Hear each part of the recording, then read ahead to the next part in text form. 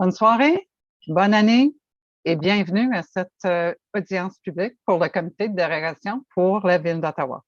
Good evening, Happy New Year, and welcome, ladies and gentlemen, to this public hearing of the Committee of Adjustment for the City of Ottawa.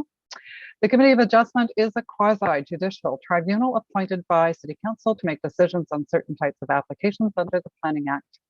My name is Anne Tremblay, and I will be chairing this hearing today. With me are my fellow panel members, Mr. Scott Hindle, Ms. Julia Markovich, Ms. Kathleen Willis, and Mr. Colin White. So we have a full house tonight. Everyone is present.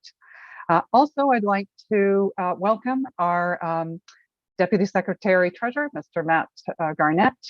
And we have with us as well, as usual, our coordinators who are of great assistance. So Ms. Mandy Nguyen, Ms.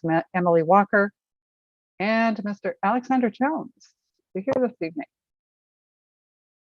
I'm not seeing Mr. Jones. Okay, that's fine. With that, then, just note, everyone, this is being live streamed on YouTube. If you want to see either this in the future or the agenda, you can always just consult the city's webpage for the Committee of Adjustment. You'll find it there. If you have any issues, just contact committee staff. Also, before we begin, always a few comments or remarks that we need to make with regards to the jurisdiction of the committee and other elements. So while the issues are broad, as you know, in the city, there's certain things we cannot consider. Things like aspects of the proposal that are not related to anything that's before us in an application. So we can only deal what is within the context of the application. Anything else is deemed to be in compliance with, for example, the zoning bylaw, and the reason why it's not actually part of the application. We also don't deal with noise, pollution, property maintenance, property values issues, prosecution for illegal construction or development. We also will not entertain any derogatory comments or negative statements about neighbors, agents, or applicants during any of these proceedings. And finally, if there are any additional minor variances, we will have to adjourn and allow a recirculation of the application. And that's also true if there's greater relief. That said, we do have an exception tonight that we will be possibly dealing with, but we'll leave that for later. As part of the statutory declaration or public notification requirement, every applicant is required to post a sign on the property and then file a statutory declaration. Given that we've been doing this virtually, we have been doing oral declarations, and we will continue with that practice this evening.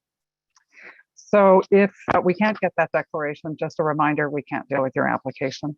So with respect to quorum, we're 5 tonight. Chances are slim to none that we're going to be in a situation where we have to literally not deal with whatever remaining applications might be affected. So if it ever happens, so where all of a sudden we're not there, any items, of course, will be put on to the very next meeting of the committee, which is the February 1st meeting. So in terms of hearing process, there is an agenda that was listed. You saw that at the on the opening screen. We do have some discretion with regards to which applications we deal in with what order, but I think this evening, we'll pretty much be sticking to the agenda. We have a full agenda this evening. So, so we're going to try and get through things as quickly as possible. So just note, the members of the panel do have a chance to look at a lot of information before we ever get here. So we have the information several days in advance, and we have a chance to meet about the information, get further clarification, and then we're into to our discussions here. So in that case, what we've essentially begun to do, well, we've been doing now, I think, for probably 2 years almost, is fast tracking some applications where we feel that we have sufficient information. In other cases, we've been asking for full presentations. So if we do just the fast tracking, then we'll just ask some clarifying questions from the applicant or the owner. And from there, we then open it up to the public portion of the hearing. I do have a speakers list. And once all that's done, and we may even ask the members of the public, or neighbors, various clarifying questions ourselves. as part of that process. For those that are actually on the speakers list, I don't need you to give me your municipal address or any of that, but for those of you who may want to speak to the committee and there's no problem if you're not on the speakers list, you just need to raise your hand and then we'll bring you in. So the idea is, though, that if that's the case and you're not on the speakers list, I will need you to start with your full name, first and last, and your municipal address for each application. We need that for the record. So, okay. So with that, then the committee can go to a decision. Essentially, the committee can obviously grant, can deny, we can adjourn, and we can, by exception, we can reserve. And reserving doesn't mean that we don't make a decision. It just means that there's so much new evidence that we need extra time, which we take after this hearing still this evening, and then make a decision. So appealing a decision of the committee. A formal written decision is issued within 10 days of the hearing. So note that with the adoption of Provincial Bill 23, which is now in full force and effect, there are different rules around the appeals. So decisions of the Committee of Adjustment continue to be appealable within 20 days of the date of the written decision, but only by the applicant, the minister, or a specified person or public body that has an interest in the matter. And a specified person does not include an individual or a community association. So I believe there's more information about this, again, on the city's website. So it's either the city's website specifically if you want to go to look, or you can always check with committee staff if you want more information about that. They'll be able to help you. And note further that the elimination of these appeal rights applies only to future committee decisions, but also future committee decisions, but also to any third-party appeals against prior decisions if the Ontario Land Tribunal has not yet scheduled a hearing. So I don't know that there's an awful lot that are affected, and I think obviously with time there'll be none. So that's it for our opening remarks. We do have a couple of items of business to deal with. So to start with the declarations of conflict of interest, is there anyone who has one that needs to report either for this panel or any of the other two panels? So Mr. White, over to you. Thank you, Madam Chair. I wish to declare interest on item number 1 on our agenda. I have previously done some work with the agent on the application. In fact, I have done some work specifically in this general area, so I feel more comfortable to declare interest on that application. Very good. Thank you, Mr. White. Is there anyone else? All right. With that, then there are no further declarations of conflict of interest. We also have confirmation of some minutes. So I need a mover to adopt the minutes of December 7th. Do I have a mover? Mr. Hindle. Do I have a seconder? Mr. White. Thank you very much. So with that, the minutes of December 7th are adopted. Terrific. Now we have a number of adjournment requests. So let's go through those.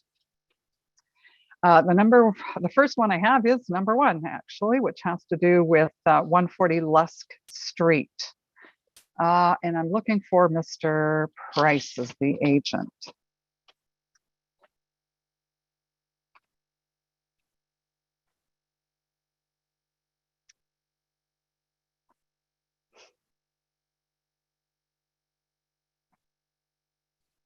Mr. Price? Yes, good evening, Madam Chair. Good evening, Mr. Price. So you're aware that there's a request for an adjournment on your application? Yes, I am, Madam Chair, and we agree with it to work through some policy items with staff. All right. So to what date are we going? I think the February 1st meeting is full. I would think that given the discussions and the staff report, we should probably adjourn this sine die, to be honest. All right, let's do that then. Okay, perfect. Any questions for Mr. Price from the committee members? No? Okay. With that, then I'll just turn it to the public. Is there anyone in the audience who would like to speak either for or against the adjournment sine die on this application? All right, I'm not seeing anybody. So panel members, all those in favor of the adjournment sine die? All right, perfect, thank you. Then with that, we are adjourning sine die the applications. Thanks so much, Mr. Price. Thank you, Madam Chair. Have a great evening. You too, you too. All right, so we're on to number 2 is application number 2 is withdrawn. So I don't believe we need to do anything with that. Save and accept. I believe there was, just bear with me, a request for a refund by the applicant. Do we have the agent just by any chance, Mr. Alo? All right, not seeing Mr. Alo come forward. So members of the panel, we had a discussion about this. The Committee of Adjustment operates very much on a cost recovery basis. My understanding is that our authority to in fact grant refund requests is limited. And in this case, we've had a full circulation of the application. So the reality is that the monies spent from a cost recovery standpoint, excuse me, have in fact been spent. So there's nothing, it's not like there's money on the table here. So panel members, based on that, I need a vote. All those in favor of providing up to 50% fund request for application number 2 for 26 Wick Crescent. All those in favor of a refund request? All right, then from the panel members, it is the request is denied. It's unanimous for the record. We are not approving a refund request on the basis that the application was circulated and therefore the level of effort that's attached to the application has essentially been spent. So, all right, moving on to number 3 again. So number 3, we have an adjournment request again from the Planning Department. So do we have Mr. Zager, the agent? I don't know whether Mr. Zager is the agent or the owner. No, must be the agent. Do we have Mr. Zager?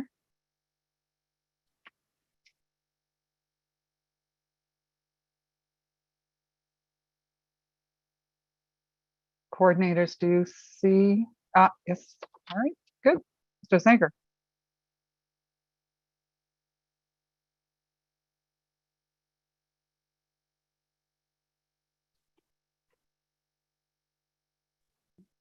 I'm here. Good evening. Yes. Start video. Okay.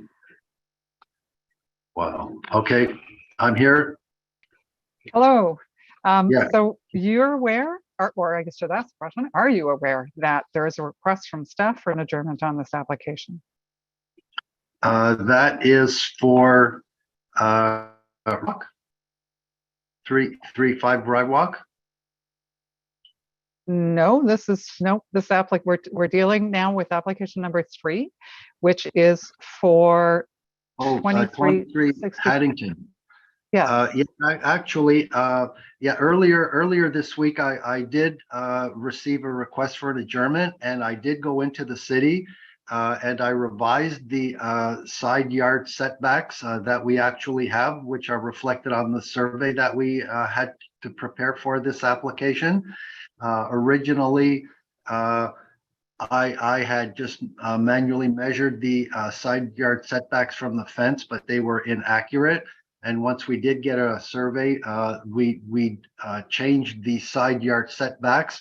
And I was in at the city yesterday, and I spoke with the planner, and I revised the numbers for the setbacks that are existing and what the total variance would be required for this project. And I was under the impression that it wasn't to be adjourned, it was going to be heard. All right, Ms. Kelly, can we hear from you, please? Yes, through you, Madam Chair. I did not speak with the agent yesterday. So the public notice that was circulated with the application indicated that the applicant would need 3 meters for the total side yard setback. But based on the survey, which should be the most accurate, the actual total side yard setback that's required is 2.76 meters. So that's an increase in relief than initially requested and circulated. All right, but that's to the existing structure, is that correct? Yes, that's correct. So it's essentially legalizing the structure because they're expanding above the garage. Okay, all right, so panel members, we need to have a chat about, Mr. Hindle, go ahead. I'm willing to like to address this, that would be great. Sure, yeah, I think, I was thinking about this earlier. I think while I agree it is traditionally our practice to, if there's any greater relief requested, that we ask for recirculation to ensure. I think in this case, because it is based on a regularization of an existing structure, I would be comfortable moving forward this evening in that the difference is relatively small. And because it is on an existing structure, I think the intention from the circulation would have been fairly clear as to what the impact would be. Okay, thank you for Yeah. that. Is from the rest of the panel members, all those sort of in agreement with that? Any dissents from that position? So, okay, so I'm seeing everybody's in agreement with Mr. Hindle's position on this. I just want to reiterate, it would be, so generally speaking, if this was new construction, then we would ask for a recirculation. But because we're recognizing that it really is a regularization of the existing condition, I think we're prepared to accept Mr. Ziegler's explanation with regards to having manually done it, and then the survey plan actually showed it to be what it's supposed to be. So based on that, then Mr. Ziegler, we will hear your application later. So we're going to step you down to later in the agenda. In fact, you won't be that late because the reality is your application number 3. So we'll see you again shortly. Okay, thank you. All right, thanks so much. The last one I've got here then is 130 Michael Street. The agent is Mr. Sewer.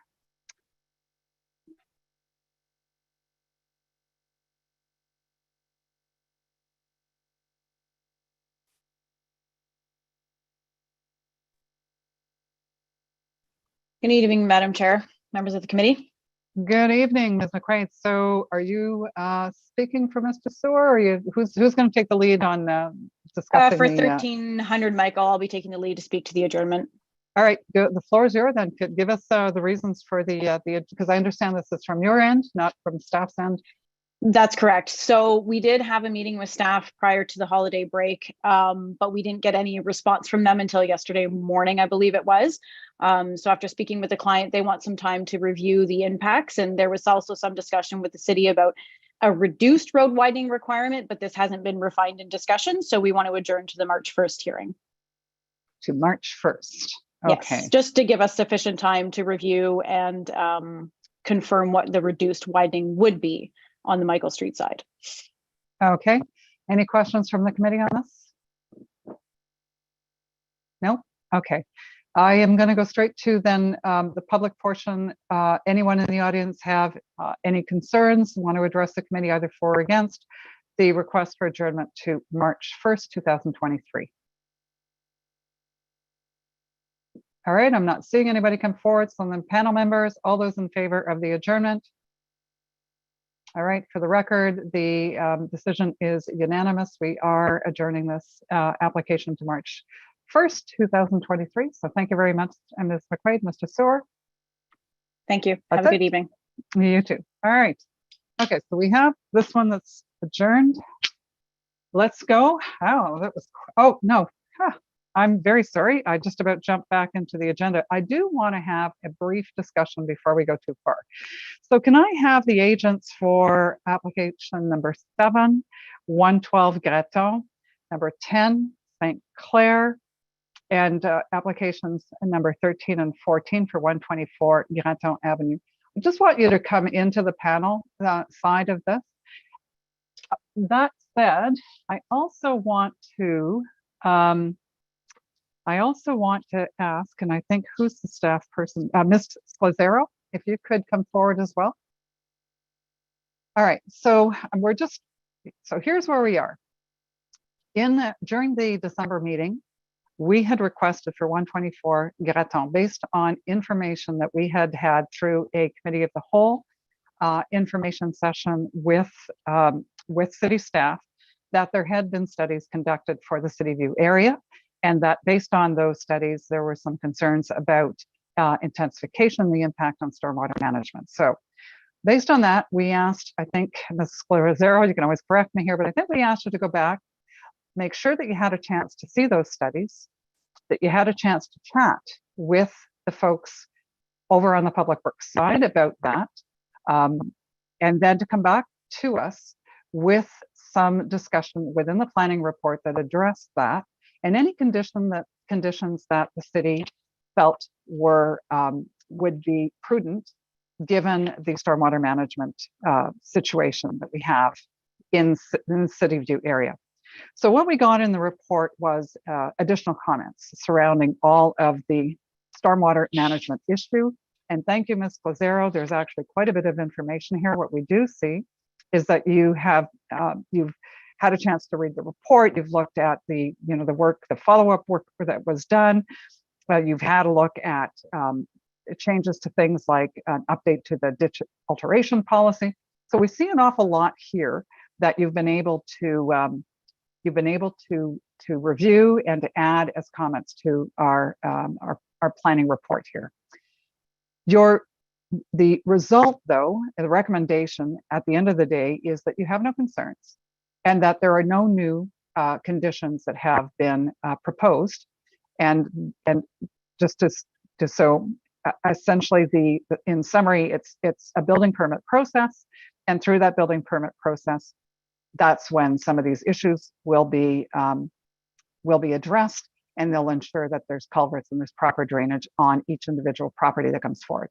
Have I summarized that about accurately, Ms. Glazero? Thank you, Madam Chair. That was an excellent summary. That's correct, yeah. All right.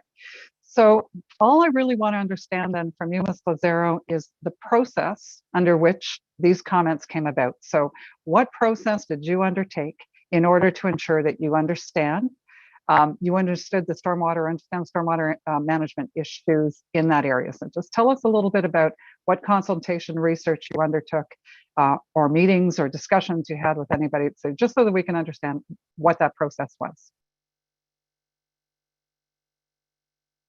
Thank you, Madam Chair. So following the hearing on December 7th, Siobhan Kelly, my colleague, reached out on my behalf and did some digging into the stormwater management study. And she forwarded the study to me.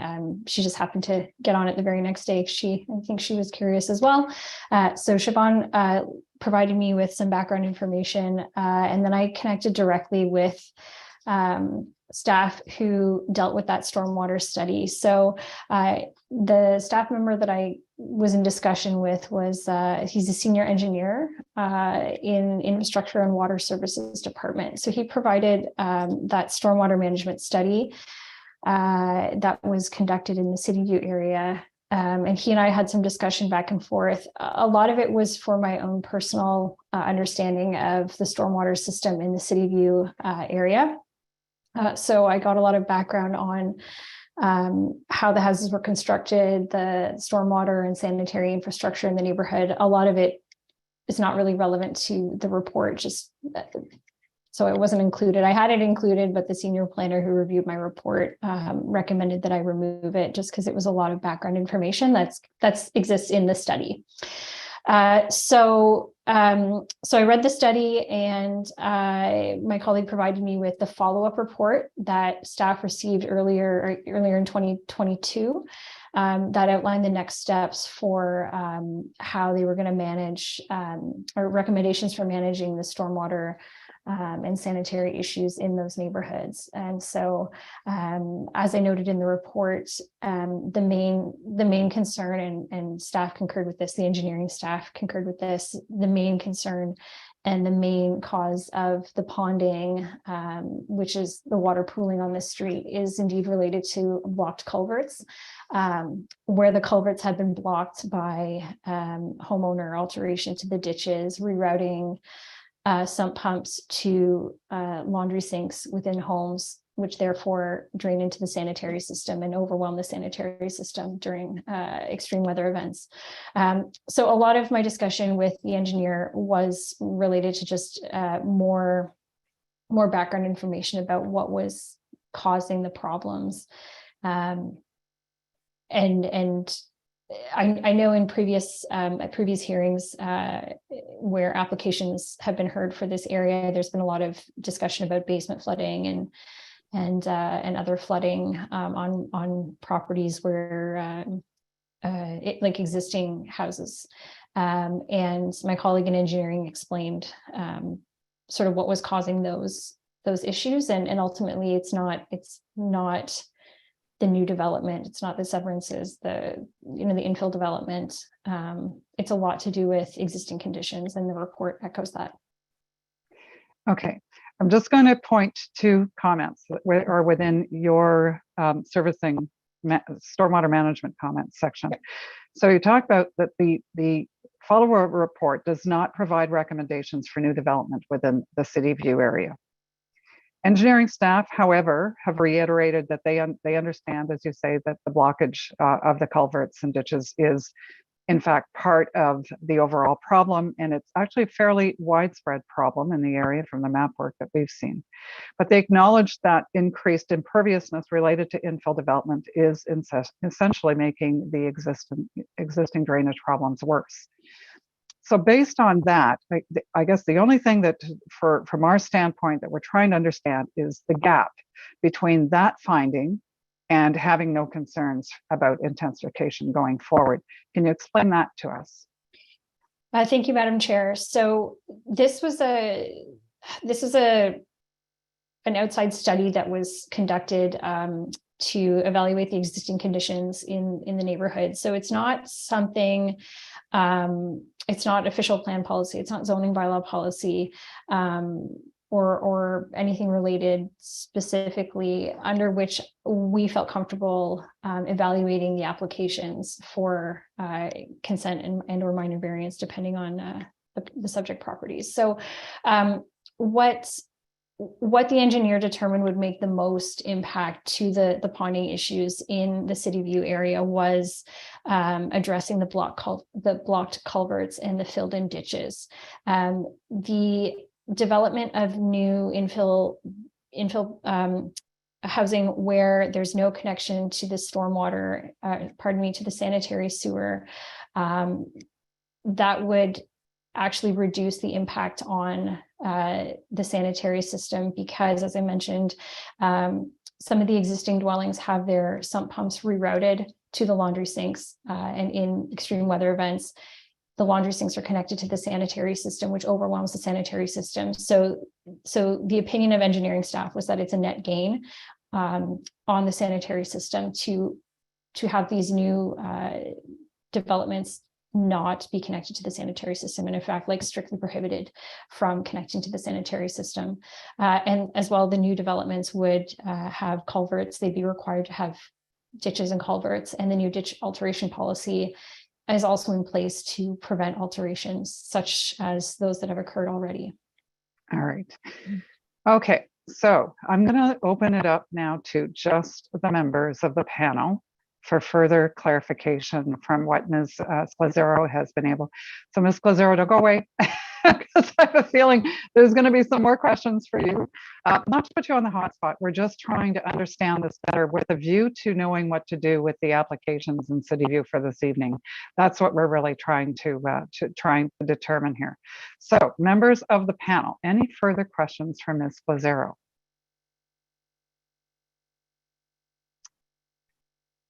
I was going to say, Mr. White, go ahead, please. Oh, you're on mute, Mr. White. Thank you, Madam Chair. I'm extremely uncomfortable with recommendations in the planning report here, given what we heard in a fairly comprehensive presentation of this study a few weeks ago, or a few weeks prior to when we last dealt with one application, and now we have two additional applications on tonight. It was clearly emphasized at that presentation that the introduction of new homes in this area, which are as a result of intensification infill development, is significantly exacerbating the existing situation. And I'll quote, "Due to the lack of an adequate drainage system, intensification creates further ditch infill." So we're infilling ditches in addition with the addition of these new infill developments, creating further ditch infill due to additional driveways. Intensification increases runoff due to greater imperviousness. The report in that presentation also presented a diagram which shows that the entire community is affected by these issues. Every street in the City View St. Clair Gardens community is adversely affected by these issues. I would suggest that our authority, particularly under the Section 51 of the Planning Act, requires us to consider the adequacy of the municipal services in the area that we are dealing with. And quite frankly, everything that I have heard from coming out of this study and from the experts who briefed us on the study indicates that the kind of intensification that we're contemplating with these consents and with the minor variances, which, as you know, I quite frankly do not regard as minor variances and have voted as such on previous applications. But these are the problems that are exacerbating the situation in the community, and quite frankly, I think we need to deal with those problems appropriately.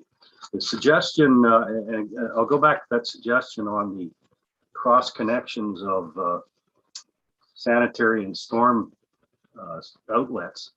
One of the things that we heard at that presentation was that as a result of the issues with the storm drainage situation, the flooding and ponding that periodically takes place in the community, a lot of residents have been connecting their stormwater sump pumps to their laundry tubs to try to alleviate the problem with the storm problem. So you're really only taking one problem and passing it on to from the ditch and passing it on to the sanitary sewers, which happen to be installed in the street. So that's certainly not solving the problem, and I don't believe that problem is going to be solved by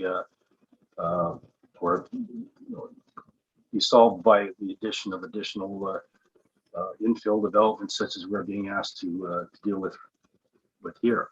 I'm not sure how we should move forward on this, but certainly personally, I'm predisposed to not supporting applications of this nature in this community, and I categorically indicated that on previous occasions. Thank you. Thank you, Mr. White. Any other comments, thoughts from the panel members on this? Is Ms. Willis, please? I wanted to thank Ms. Glazero for her explanation. The gap in my head was involving how you can go from the comment about the exacerbation of the drainage issues through increased hard surface and still say that there are no conditions. So you've explained well, I think, the professionals in the city thinking that this is actually a net gain in terms of drainage problems, and that hopefully the new construction would deal with the cross connections that were just addressed. I'm just wondering a couple of things. What prevents someone in future from doing exactly what was described by Mr. White, that if they have ponding in their yard, what will prevent them from doing exactly the same thing over and over again, where it still ends up with no relief in the sanitary system? Thank you, Madam Chair. So as I understand, what you're asking is what is to prevent someone living in a new home from diverting their sump pump to the laundry sink is that correct? Yes. So I think the issue that was explained to me, or the problem that was explained to me, is that a lot of these sump pumps that have been redirected to the laundry sink are homeowners believing that that will solve the issue of ponding on their lawns. But in most cases, as I understand it, the ponding in the lawns is a result of ditches that have been filled in or altered because of landscaping or block culverts, or a combination of all of them. So when those factors are in play, the ditches are not draining properly. And so that's when owners have then rerouted the sump pumps to the laundry sink. So in new development, culverts and ditches are going to be required. I've noted that in the report, and that's confirmed that at the building permit phase, the review will be done to ensure that there's a ditch, a culvert, et cetera. I don't know exactly what measures are in play to prevent someone after the fact from rerouting their sump pump to the drainage system, to the laundry sink, for example, other than the ditch infill. The ditch alteration policy is going to prevent, or should be preventing, or enforcing alterations to ditches. So if the ditch is not altered, it should be functioning as intended, such that a sump pump will drain to the ditch, and then the ditch will drain as intended. And same with a culvert that's not blocked. So there should technically be no need to reroute the sump pump to the sanitary system. I can certainly look into whether staff have considered enforcement or monitoring of this new infill to see if how that's or whether or not they've factored in how they can monitor something like that and prevent it from happening. That I don't know. But again, what I understand from the engineers is that if the ditches are not filled in or modified, if the culverts are not blocked, the sump pump should be draining properly into the ditches, in combination with the remedial measures that were outlined in the follow-up report. So just follow up to that. Understanding that the on a lot when we come through with a new drainage plan on lot, that they will be required to make sure that the subject ditch in front of the house and the culverts are working, but the pinch points all occur downstream. So in the event, as it says, it gets exacerbated by increasing the imperviousness of the lots, it's increasing the flow into the ditch. And if there's a pinch point several lots downstream, is the city then saying that they will go in and reinstate a ditch or a culvert if there's flooding that occurs not on the subject property, but I'm not saying this very well, downstream from the subject property? Thank you, through you, Madam Chair. So as I understand it, so you're asking if new infill complies with the ditch alteration policy, but as a result of a blockage or some sort of modification somewhere else in the area, that's then affecting the new development, and they're apparent, or they're presumed to be properly functioning system. What is the city's role in altering or enforcing? Yes, that's basically what I'm asking. Given that we heard that the city will be embarking on improvements going forward, they're just not to that point yet. And we saw plans showing the extent of the problem where the ditches are, it seems like every few lots, there's a blockage or a ditch missing or a block culvert. And so it all flows downstream. So exactly that, what happens where the pinch point occurs? Through you, Madam Chair, what I understand again from the follow-up report, and I don't believe anything has been official, like I don't believe any new policy has been enacted yet, or if or that any action or that anything's been approved for action. But the intent is, based on the recommendations in that follow-up report, that the culverts will be cleared, the ditches will be cleared, in combination with the ditch alteration policy. If a cleared culvert or a repaired ditch is not maintained or is further blocked, the city can then enforce that or repair the ditch, reinstate the culvert, etc. That's under the ditch alteration bylaw. Thank you. All right, just one clarifying note. So my understanding is it's not retroactive though, right? So they can't go back and start knocking on doors right now and get those blockages unblocked and do that kind of thing, right? Or try to get them to, like, I don't know that they were going to do that in any way, right? I thank you, Madam Chair. I know that the city was going to evaluate, or rather the city was waiting on RCI, the consultants who prepared the report, the study and the follow-up report. They were going to prepare these proposed improvements. I believe that's been outlined in the follow-up report, but staff are still going through it, and it depends on budget and other factors. I know it's a phased, or they're expecting that it's going to be a phased plan, so I don't know how long it'll take, but I think the intent is to go through the whole neighborhood and make corrections to the ditches and the culverts such that the system is functioning as intended. All right, thank you, Ms. Clazzaro. Mr. White? Thank you, Madam Chair. I'm not sure if I'm hearing that there's a new approach being adopted to these infill developments, but I go back again to that presentation that we saw, and there were included in that presentation were photographs of brand new infill development in the neighborhood that was identifying as, and these were photographs of houses under construction that identified these developments as major contributors to the situation that we're in as far as the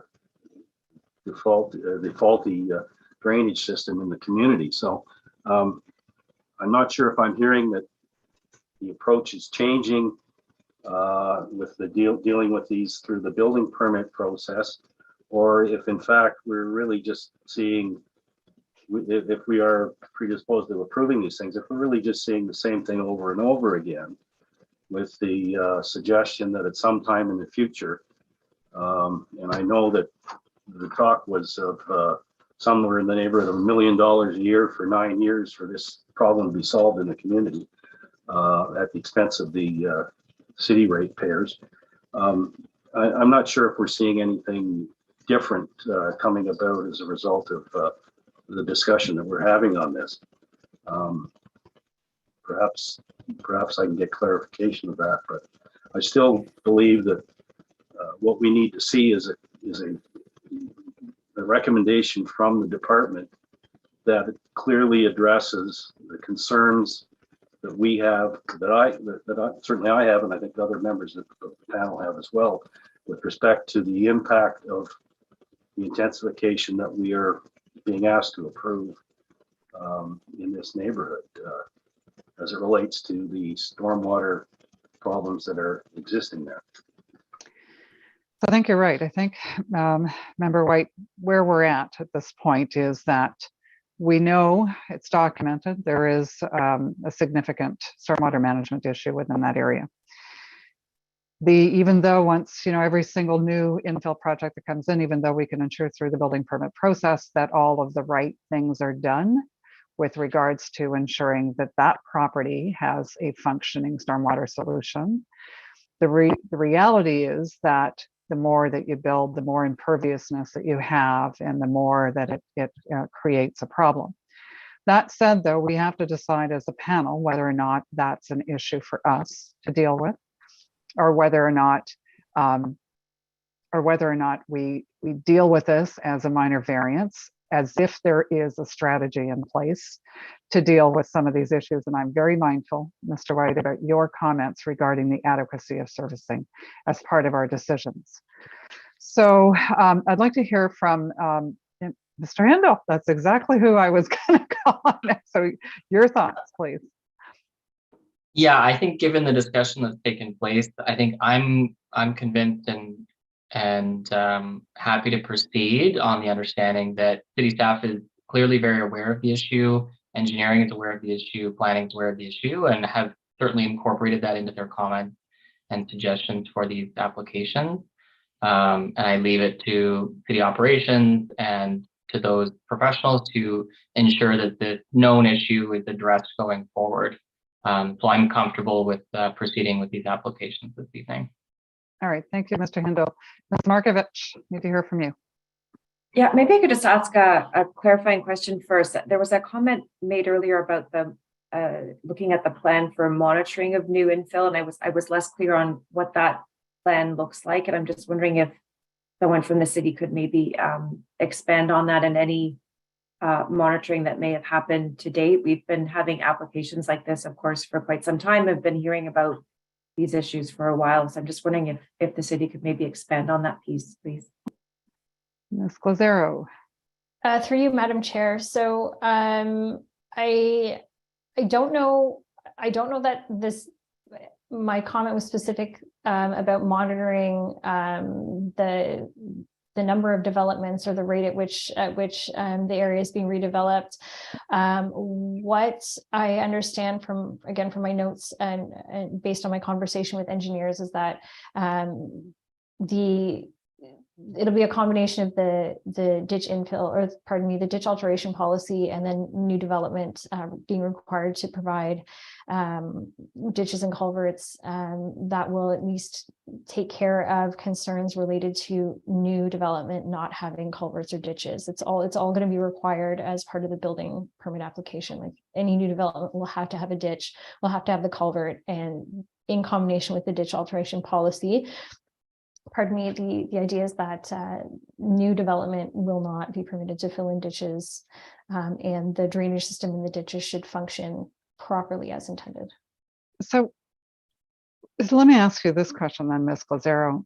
We know, so part of what we heard from the presentation several weeks ago was that some residents in the area who originally had the culvert and the ditch in front made the modifications themselves to their property because they preferred to have a completely flat front yard, and they thought it, for aesthetics more than anything. I don't think anybody made those kinds of alterations with any idea that they were actually creating a real problem in the community. I don't think there was ever any real nefarious kind of action going on by the residents who undertook that. So the only thing that comes to my mind is, why then wouldn't we have a condition that we would impose on any new, at least any new resident in the area and on title, that essentially would prohibit them from making, even though there's these bylaws that say that they're not allowed to, people don't pay attention to that kind of thing. So that's why we often put like noise clauses and other things on title. So why wouldn't we have a clause specifically required on title for this that would say that the landowners are in perpetuity, prohibited from making any changes to the ditch and the culvert stormwater management system on their property? Why wouldn't we have that as a condition? Thank you, Madam Chair. I can certainly discuss that with legal, with the senior planners, and get some direction from them about that. But they were aware of the request from the last hearing that I provide some more information related to the stormwater study. But it wasn't discussed at any point since then that we add that condition. But I can certainly bring it to them and report back. All right, Mr. White, and then Ms. Willis, and I think we're going to have to make a decision about moving on. Mr. White. Just a quick comment, Madam Chair. Pre-2000 consent applications that occurred between, say, I think it was 1993 and 2000. These infill developments were subject to site plan control in city view, and there were those kinds of conditions imposed in registered site plan agreements that run with title. So there are some infill developments that took place before amalgamation that do have those limitations imposed upon them through an agreement registered on title as a result of a site plan control bylaw that was in effect at that time between 1993 to 2000. So it can be done. All right, Ms. Willis. I wanted to just comment, like Mr. Hindle, I'm happy to hear that staff is in fact dealing with this seriously, and they're on top of it, and they're working towards solving the problem in the long term.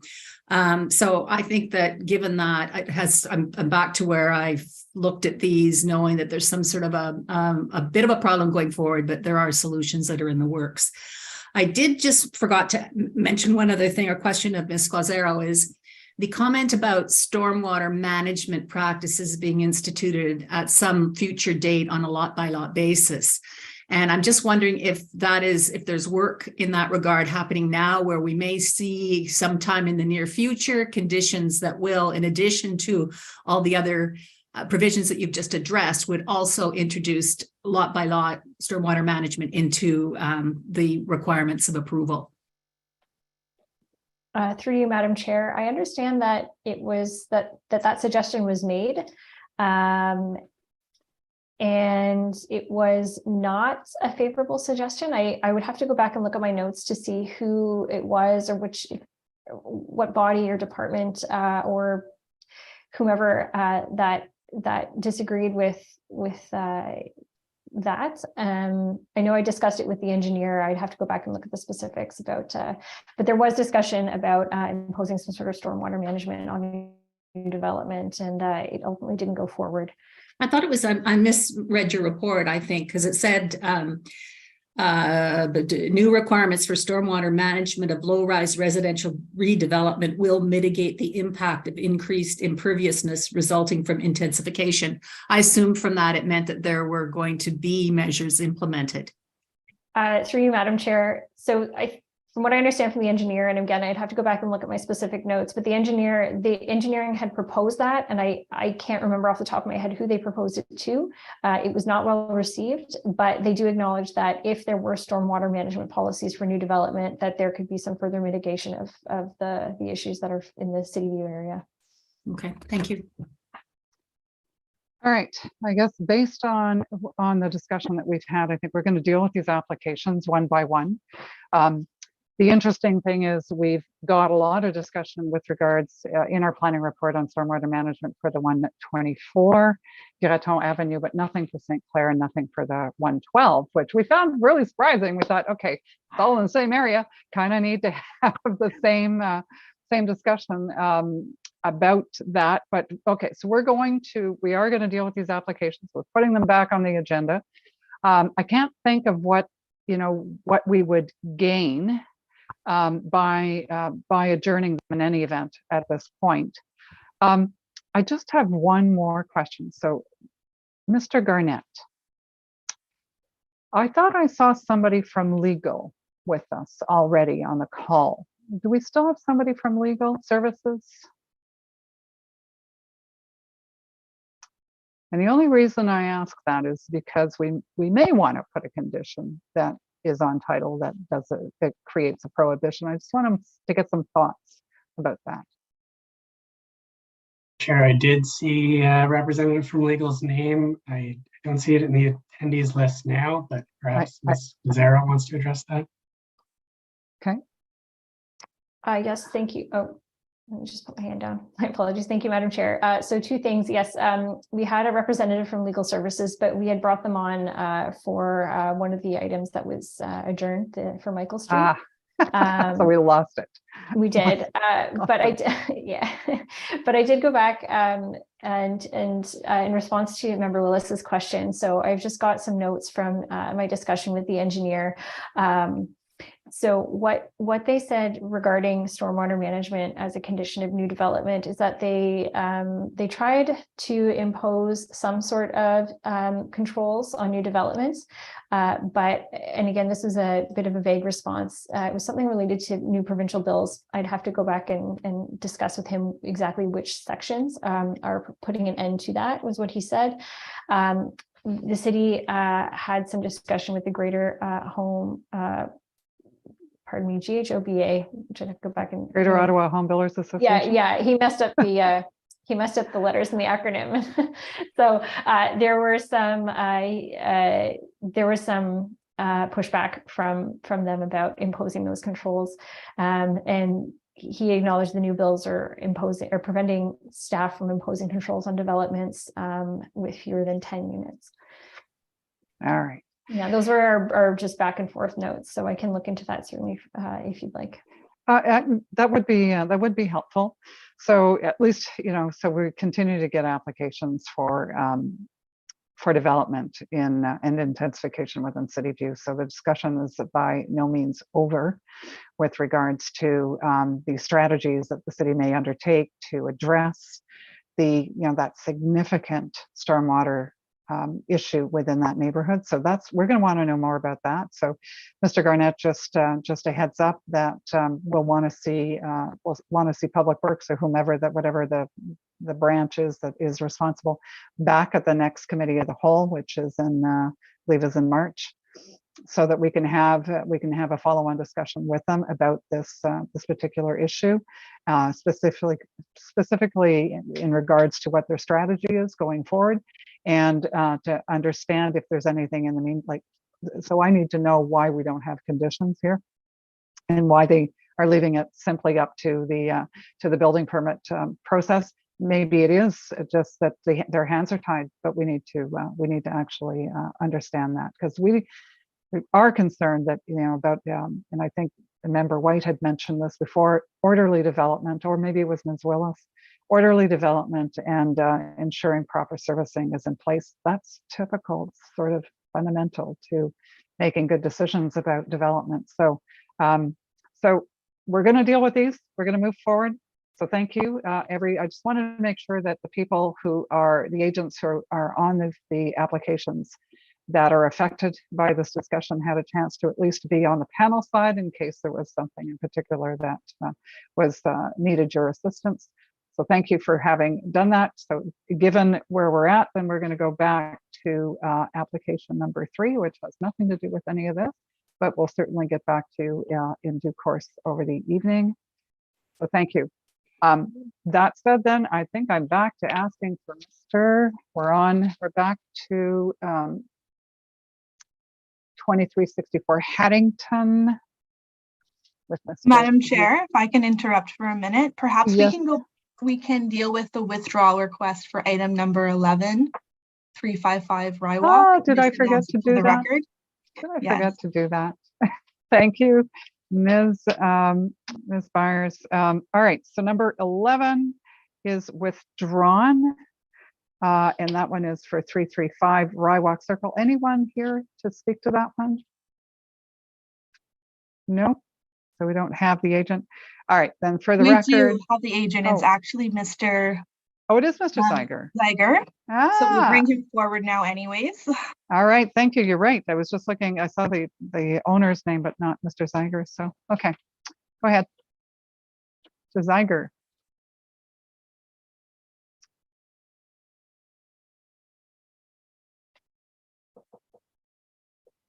Mute.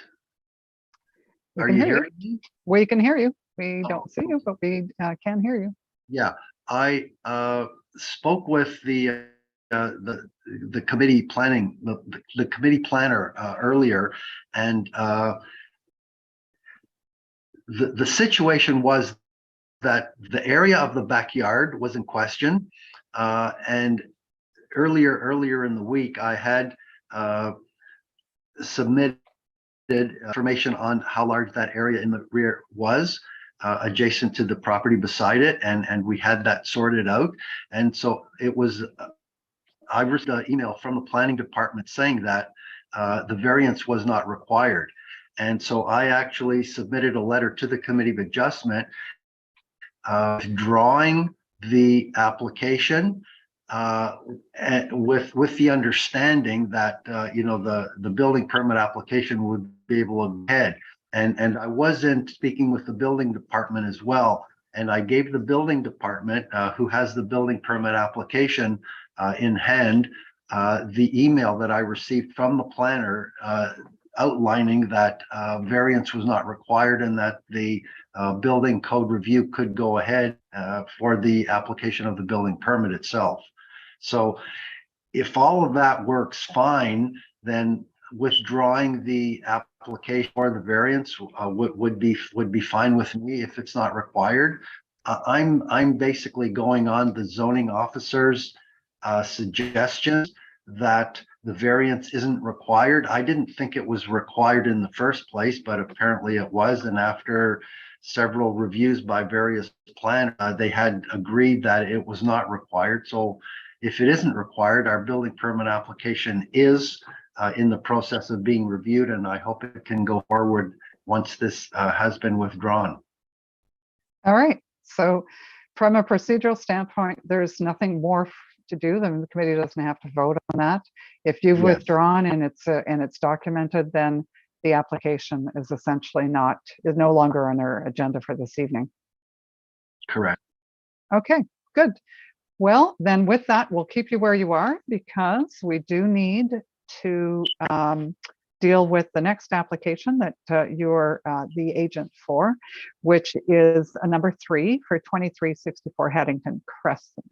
Yes. So with that, though, I do need to read something to you if I can find it, because we don't have a statutory declaration from you. So, do you solemnly swear or affirm that the notice provided to you as part of the application process and by the committee was posted at the property to which the application applies, that it was there for the prescribed number of days prior to the hearing, and that it was clearly visible and legible for the entirety of that time?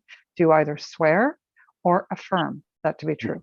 I do swear to have happened. Okay, that's perfect. All right, with that, we are not requesting a presentation from you on this application. I'm going to go straight to questions from the panel members. Does anybody have any questions for Mr. Zeiger? Nope, I'm not seeing any questions at all. We're talking about a second-story addition over an existing 2-car garage, which, to go back to the justification then for moving forward with this, despite there being greater relief required from the what was applied for. And I guess, so Mr. Garnett, again, do I need to read that change into the record then? So the relief required is, whereas so the reduced interior side yard setback would be the 2.76 meters? Yes. All right. We need to do that then, Mr. Garnett? Please, Madam Chair, just for the record, that would be. Okay. All right, then I think I pretty much did it. And Mr. Zeiger, I think, did I hear you agree with me on the change to 2.76 meters? Yes. All right, perfect. Okay, then for the record, that notice is so amended then. Okay. Was there anything else in this that needs? I don't think so. So I'm going to go to the members of the public. I don't have anybody on my speakers list for this. Is there anyone in the audience who wants to speak either for or against the application for minor variance at 2364 Haddington Crescent? Now's your chance. You just need to raise your hand and our coordinators can bring you in. Okay, I'm not seeing anyone at this point, so I'm going to need to go to a vote. So committee members, all those in favor of the minor variances requested. Okay, so for the record, the application is unanimously granted, and I believe that's it. I don't believe we need to do anything else. All right, Mr. Zeiger? Yeah, that's great. Very much appreciated. Thank you. Have a good evening. All right, thank you so much. You too. All right, let's go to number 4 at this point. Number 4 is for 2635 Conn Street, and the agent I believe I'm looking for is a Ms. Zamchevska. Ms. Yes, Zamchevska. good evening, Madam Chair. Yeah. Yes, good evening. Good evening. All right, I need to read to you before we go too much further on the statutory declaration side of things. Do you solemnly swear or affirm that the notice provided to you as part of the application process and by the committee was posted at the property to which the application applies, that it was there for the prescribed number of days prior to the hearing, and that the sign was clearly visible and legible for the entirety of the time it was up? Do you either swear or affirm that to be true? Yes. Can you swear or affirm it to be true? I swear. Okay, And affirm. thank you. And affirm. Okay, belt and suspenders is good. All right, I'm just going to check to see if we've got any housekeeping, and I don't see any housekeeping items here. So we have had a chance to look at all of these. We know that from, and I hope you've had a chance to read the planning report. Staff has some concerns with all of the variances, if I've understood this correctly from Ms. Kelly's report. So we're not going to ask you for a presentation. We've looked at this. I am going to open this directly to the members of the panel for questions at this point. Anyone? Members of the panel? Yes, Mr. Hindle? Thank you, Madam Chair. I just wanted to actually thank you, Ms. Zimchevska, for your very thorough report, especially with the comparison of the existing character of the neighborhood with the number of additional properties in the area that have similar parking configurations to what is being requested. Maybe I have a question, I think, for staff related to this. I note that the concern is related to all of the minor variants in this case and not just those related to parking. Is that primarily because you're trying to preserve and ensure that there is parking provided for the secondary dwelling unit? Through you, Madam Chair, in response to Member Hindle's question, yes, that's correct. So the zoning bylaw requires one parking space for a secondary dwelling unit that's in a duplex. So the required amount of parking that would be necessary for the proposal would be 3 spaces, 2 spaces for the existing duplex, and then a 3rd space for the secondary dwelling unit. Due to the size of the existing driveway, which is widened in front of the existing duplex, there's no space on site to accommodate a legal parking space because that widened driveway isn't recognized by the zoning bylaw as being a legal parking space.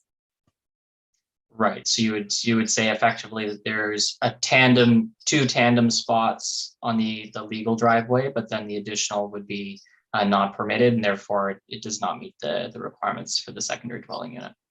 Yes, that's correct. So the variants essentially go hand in hand. Right. Okay. Thank you. All right. Any other questions from the panel members, either with regards to the lot area, lot frontage, or the driveway related minor variances on this?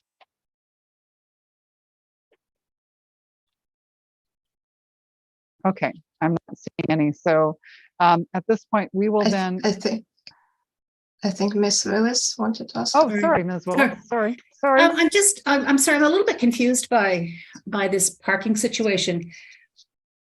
Would an alternative to that be a variance to reduce the parking requirement to 2? Yes, unfortunately, I wasn't during the preliminary consultation. Nobody brought up the question regarding the parking. The only issue was about the driveway width and the location of it. So I only learned about the parking requirement on Friday when we got a report from the staff. So I potentially, if I knew about it earlier, I would amend the application, but it wasn't brought up earlier for me to address it. I would like to add a bit to that, knowing, like, having the report now that I understand that there is a requirement for the parking space for a secondary dwelling within a duplex, but I would like to kind of understand why parking is required only for a secondary unit within a duplex. It's not required for any other type of property. And also we could build a coach house on that property and not be required to provide a parking spot. So just given that we're only required to provide a parking spot because it's a duplex, and we do have driveway in place, which is existing, we're not asking to build something that is not there. We are just asking to keep what is there and is dominant in the neighborhood. It just kind of seems a bit unreasonable, if I can say so. Okay. I just wanted to ask, really, if I could just go back to my original question, I was going to ask staff that question because I'm still not clear about the situation now. In fact, if this is approved, it still requires an additional variance. Is that true? Through you, Madam Chair, yes, it would require an additional variance if they were not intending to have a parking space for the secondary dwelling unit on that illegal parking pad or widened driveway. Currently, if you look at the aerial imagery and street views that the agent provided, you have the existing driveway, which has the 2 tandem parking spaces for the 2 units in the duplex, and then the widened driveway in front of the duplex. That would provide a parking space for the secondary dwelling unit, but it's considered not legal parking. An option, you are correct, an option could be for the applicant to apply for a minor variance to reduce the parking requirement for that secondary dwelling unit. To be honest, that option wasn't apparent to me initially, but that is an option that the applicant could take moving forward. But if we were to, I'm sorry, I don't know if I'm just not getting this. If the committee was to approve the 4 variances, which says one of which is to allow a driveway to be in front of the living space, then that solves the problem of the 3rd parking space. Is that correct? Yes, that's correct. Okay, I'm sorry. I was understanding from the conversation that no matter what, it still wouldn't comprise a 3rd space, but in fact it would if this variance is approved. Got it. Yes, that's correct. My apologies. Sorry for being so thick. No, it's we had a tough discussion just before, so I don't blame you. So if I understood, I just want to be very clear. That means we could literally replace variance C and D with a new one, which is to reduce the parking requirement and eliminate its need for the secondary dwelling unit. Is that correct? Yes, that is correct. But from a city perspective, we would also want to see that additional widened driveway removed. So that could be a condition to resolve the deficiency in terms of the front yard parking. Well, so if we have a tandem parking spot right now, how wide is that parking spot right now? So the driveway, according to the plans that were submitted and the variances that requested, is 5.8 meters. So that's included the widened portion that's in front of the duplex. Okay, so we would be looking at, and we've seen this before, right? We've seen applicants do this where they've said, you know what, I can shave that 0.3 of a meter off my driveway. Don't worry about it. I'll resod it. We'll cut that piece of the asphalt away and we'll resod. We'll be in compliance. Take the use the minor variance to eliminate your need for another parking space, and then you're done, and everything complies. Isn't that right? Madam Chair, would that not require a new notice and new circulation because it's a different variance? It would, but it's a much better solution than what we've got before us. Well, I see Mr. Hindel's face. He didn't agree. I just said. Mr. Wright, go ahead, please. Mr. Wright. Yep, Madam Chair, I'm not sure I agree with you on that. I think our option is to be able to approve the application as submitted, and I think that solves the problem. Am I missing something? I'm just looking for a better planning result. That's what I was trying to get at in this. I'm trying to kind of meet both the city's concerns and find a way to make it work. Okay, so if that's okay, Miss Jamseska. Yeah, my clients would like to keep the driveway as is. I mean, okay, if possible, just because it provides parking for the existing tenants. So if possible, to just proceed with the current application, that would be the preference. All right, that's fine. No issues there. Okay, and did I do a call out already for the public? I think I did on this one, right? Remind me, coordinators, did I do that at this point? I just want to make sure I don't miss doing that. I don't believe we have anybody on our list. Okay, there's nobody on our list. I'll just out of an abundance of caution in case I haven't. Is there anyone in the audience who would like to speak either for or against this application for minor variances at 2635 Con Street? All right, okay. That said, then I think it's time to go to a vote on this. So all those in favor of the minor variance applications?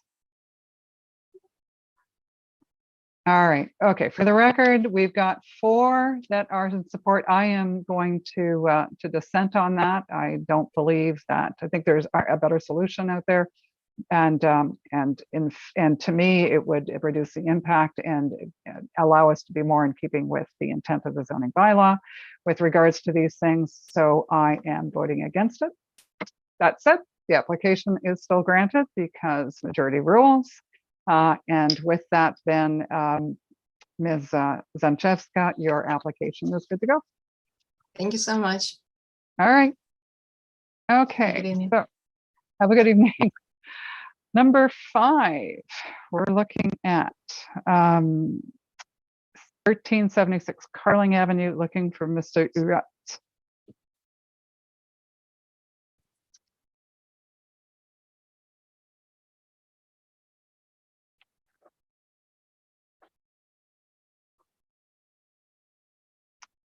Mr. Urat.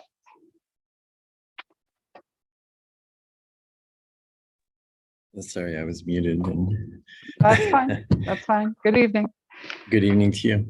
All right, so let's get the statutory signed declaration issue out of the way. So do you solemnly swear or affirm that the notice provided to you as part of the application process and by the committee was posted at the property to which the application applies, that it was there for the prescribed number of days before the hearing, and that it was clearly visible and legible the entirety of that time? Do you either swear or affirm that to be I true? swear. All right, thank you very much. The other thing we need to do then, just from a housekeeping standpoint, is to amend from the notice standpoint, the reference to the zoning, the zone itself.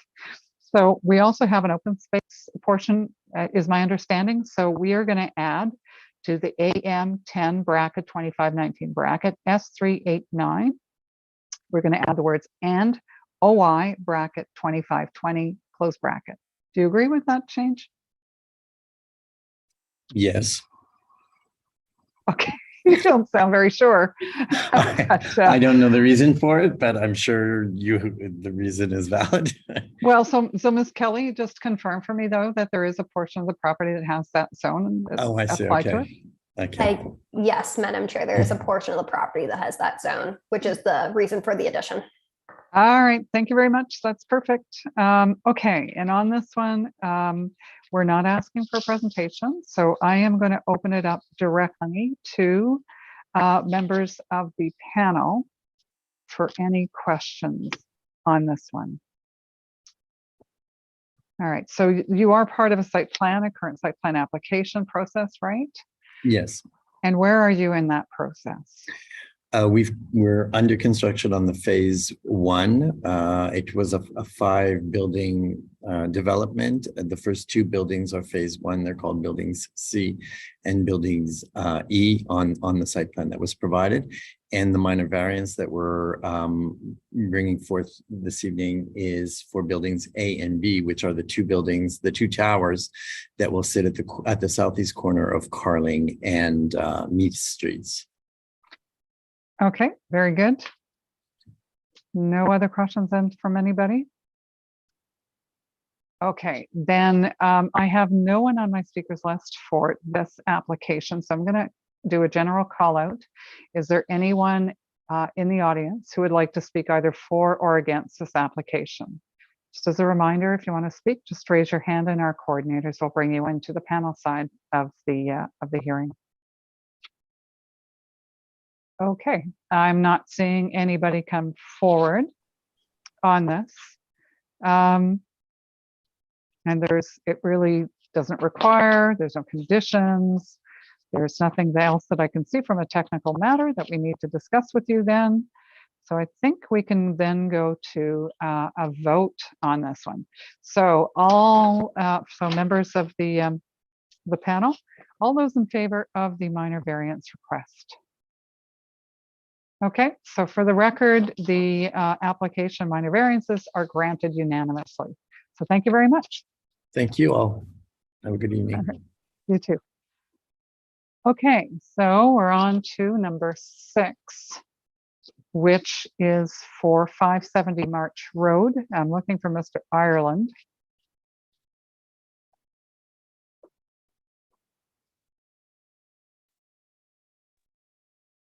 Good evening, Madam Chair. Good evening, Mr. Ireland. Before we get our discussion underway, I have to take care of a little business. Do you solemnly swear or affirm that the notice provided to you as part of the application process and by the committee was posted first at the property to which it applies, that it was there for the prescribed number of days prior to the hearing, and that it was clearly visible and legible the entirety of that time? Do you either affirm or swear that to be true? I affirm that to be true. All right, thank you very much. I do not see any housekeeping amendments that are required to the notice. We also do not require a presentation on this. So with that, then I'm opening it up directly to the members of the panel for questions. Anybody? Pretty straightforward, eh? This is another one, I think, Mr. Ireland, just because my memory is a little foggy here. It's under site plan right now, site plan review. No, it's not. No, it's not. Zoning, it will be, but zoning bylaw amendment was approved in August last year. Oh, I see. Okay. Site plan has not yet been filed. All right. So this is really just consent work that you're doing prior to actually embarking on that site planning process. Okay. And you're actually looking for consents, and you're looking for a drainage easement over part 5 in favor of part 4, and an easement for servicing utilities, access and egress over part 4 in favor, over part 6 in favor of part 4. Okay. And all right. Does anybody have any questions? I've had a chance to look at the map work. It's actually really good. There's actually a piece in I believe, Mr. Ireland's report that has, it's actually very, very useful from that standpoint. But does anybody have any questions about what, Ms. Willis, please go ahead. Yes, I think it was probably answered. I was going to ask staff why the conditions were being imposed. I assumed that it was going through the site plan approval process. So just if I could talk to the staff member, I thought maybe that was a redundant requirement, but in case it doesn't go through site plan approval, is my understanding, my guess as to why you're requesting these conditions at this point. Yep. Thank you, Madam Chair. So staff, we were requesting that a JOMA be imposed because until the applicant goes to site plan control and a site plan is registered on the site, the owner of this first severed parcel would need access to the second severed parcel for parking, and the owner of the retained parcel would need access for services to Liget Drive over the second severed parcel. Okay, great, thank you. Any other questions for Mr. Walker? Good to see you, Mr. Walker. It's been a while. Great to see you as well. All right. So, and I'm seeing, I just want to make sure for consistency, I'm looking at other applications that we have that are very similar in what we're trying to achieve this evening. So just want to make sure that JUMAs are being required for those as well. So, okay. All right. Any other comments or questions from the panel? I see Ms. Blanchard, you've joined us as well. Is there anything that you would like to add? Or Mr. Ireland? Well, I guess just in with respect to the JUMA, and we've been in discussion with Mr. Walker, and Nokia generally is content with the condition on the understanding that it's really just a general requirement. We'll work through it with staff, and the purpose of that JUMA will be really to ensure that the existing common and shared facilities are covered in an interim state until we can get through the site plan approval process and do something that's reflective of the future development. So as matters currently stand, there's very few common elements between the 3 parcels. And so we would expect that JUMA to be quite limited at this point. And in future, when the site plan process continues and we have a much more robust development plan, we'd expect to revisit that and replace it with something else. So this is really just an interim condition, and we would work with legal department to narrow that down to sort of the bare minimum required to protect kind of existing common facilities. As an interim measure, essentially. Correct. Until the site plan is in place. Okay, that sounds good. Mr. Ireland, you had your hand up. Is there anything you wanted to add to that, or is that what you were going to say? That is exactly what I was going to say. So as long as somebody said it, that's the main thing. So I have nothing further. Thank you. Perfect. Member White, over to you. Thank you, Madam Chair. Just a question about the existing development. I'm assuming this existing development is already subject of a site plan agreement, which would be registered on title. Is that correct? And I'm wondering if any of these conditions are covered within that existing agreement. Thank you, Madam Chair. So I'm not aware of an existing site plan agreement on the site. Perhaps the applicant's lawyer might have additional information on that at this time. Through you, Madam Chair, as we understand it, the reason for the requirement is just to deal with a situation where there could potentially be separate ownership. And so there needs to be sort of a division of labor as between two different owners of the severed parcel. And so again, we see the JUMA as being really quite limited because as matters currently stand, for example, there are no real common elements from a servicing or access perspective between parts 1, 2, and 3 in the reference plan and parts 4, 5, and 6 on the reference plan.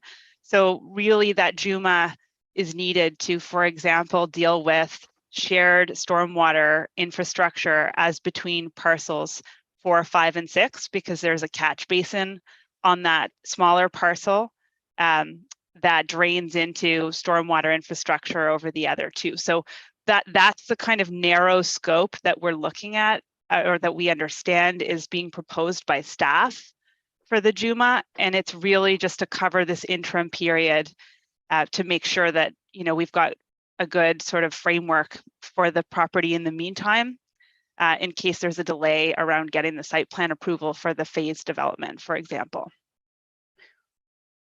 All right, thank you. Okay, any further questions or clarification on this? All right, I have no one on my speakers list for this application, so I'm just going to make a general call out. Is there anyone in the audience who would like to speak either for or against this application for consents and for easements, servicing and access wise for 570 March Road? All right, I'm not seeing anybody come forward. We've already got confirmation that that the applicant or agent is okay with the conditions, so we can go to a vote. So panel members, all those in favor of the approval of these consents and easements, those in favor?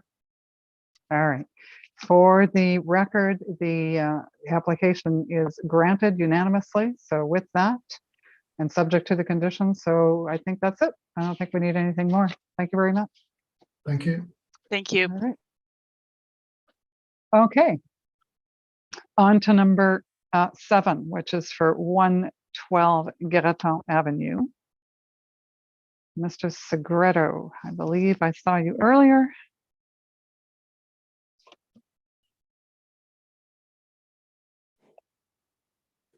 Good evening, Madam Chair, committee members. Good evening, Mr. Segreto. So I'm going to read to you as well.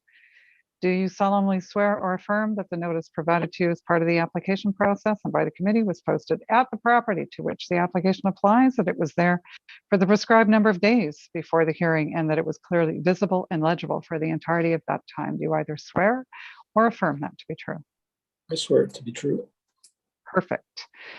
In terms of the application, I'm not seeing any requirements for any notice modifications at all. We don't need a presentation. We've seen these before.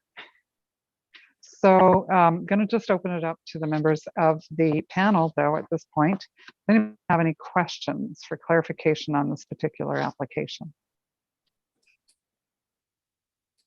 All right. So we're looking at the usual lot width, lot area, no other additional minor variances required, very straightforward. Okay, I do have speakers for this item. We've got Ms. Nancy Wilson and Ms. Pratt. I see Ms. Wilson and Ms. Pratt, you're already among us, so that's great. I'm going to give you the floor. Who would like to speak first? I'll speak first, Madam Chair. Okay. Thank you to all of you for letting us speak. I wanted to say first that we're pleased that Mr. Sergetto advised us about what was going on. We've got that happening between us now, so that's really good. And that we're pleased that there's 2 mature trees that are going to be retained. I also wanted to make a note that it says the City View Community Association strongly opposes this application. We'd like to take the word strongly out. We didn't mean to have that in there. So the City View Community Association opposes this application. The City View still maintains that the requested variances to facilitate the development of new detached dwellings on undersized lots does not meet the general intent and purpose of the zoning bylaw. It fails this test. The approval of these 2 infills at 110 and 112 Granton will add to the extensive line of building mass along the block of Granton Avenue. And I think there's a picture that Emily will put up for us. This block of Granton already has a long stretch of infill houses on reduced lots with double driveways and garages. In fact, these infill properties are out of character with the existing streetscapes of City View. These new infills on these properties lack trees and soft landscaping. These infills and variances at 102, 104, 106, and 108 have been all approved by this committee, forever changing the streetscape of this block of Granton Avenue. Now an additional 2 proposed infills will extend this mass to 6 houses in a row, and then 124 is just down at the end, and you can see that in another picture we've just drawn. There are single family homes on Chippewa Avenue. The back onto these units that will be completely blocked from the evening sun and lose their privacy. You can see from the photos that these massive houses have been recently constructed like a row of apartments from all directions with little space in between. City View Community Association understands that the official plan policies encourage infill, but the provisions of the current zoning bylaw are still the law and have not been updated yet. There's a picture in there of what the street used to look like. It's changed the character of our neighborhood drastically. So if you look at that and then you look at what we have now, the infrastructure is our same spiel about infrastructure, and we didn't talk about the storm sewers because we were waiting for 124 tonight to see what was going to happen with that. So yes, we are worried about the storm water that will happen here if these are not done properly, if they don't have the culverts in the ditches. And we lose a lot of coverage. Impervious areas are increased and the green space and the trees that absorb the water are removed. So that's why this infill is so important to watch out for.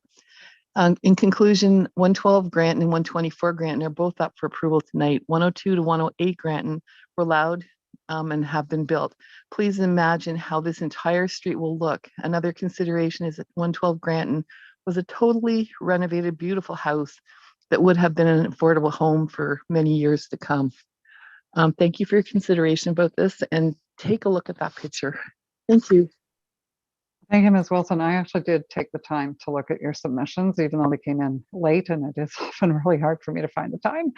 But I did look at them, and I do appreciate the inclusion of the photographs when you do that. So thank you.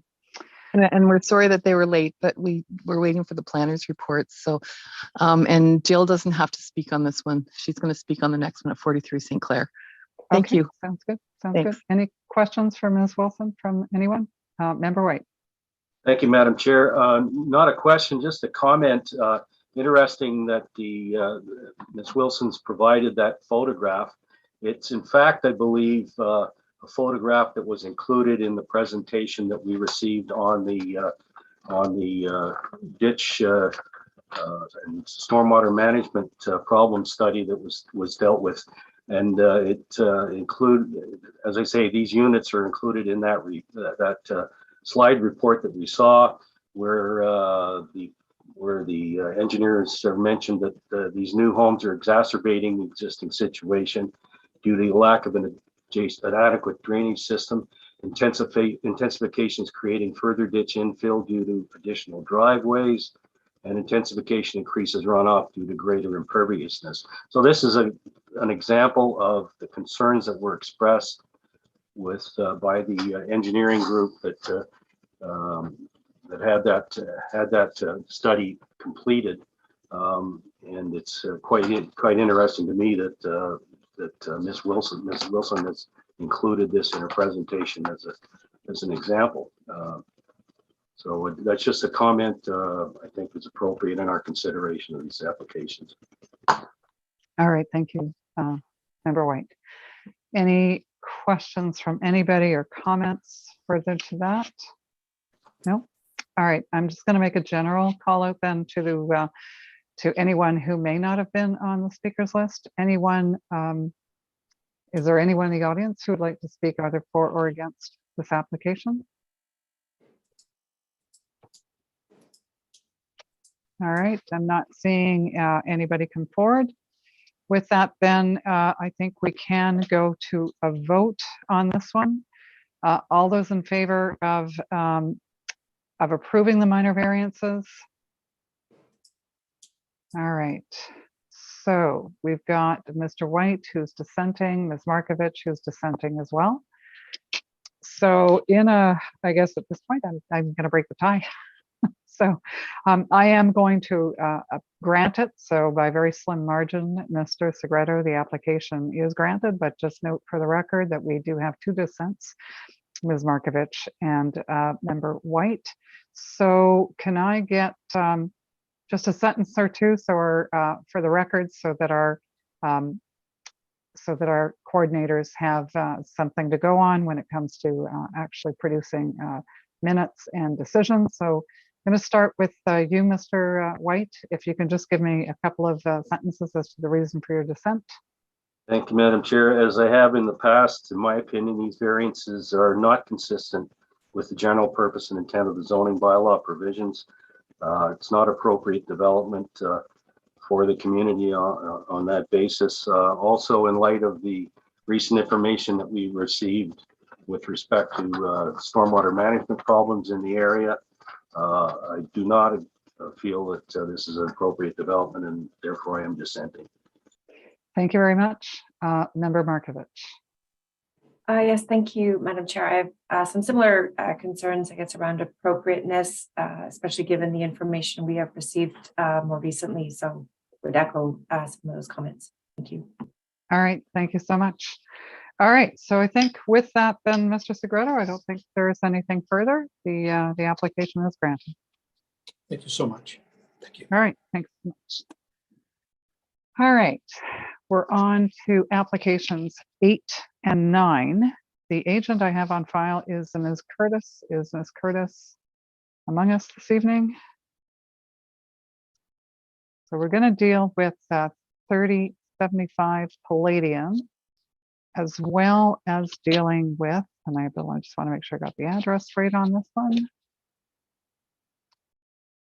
Yeah, all right, so we're dealing with 3075 Palladium, and the other application is for 395, 3105, and 3115 Palladium Drive. Okay, so I see Mr. Turner. Are you speaking, are you the person who's going to be addressing this then on behalf of Ms. Curtis? No, I'm here. No, you're here. Okay. Yes, I'm here.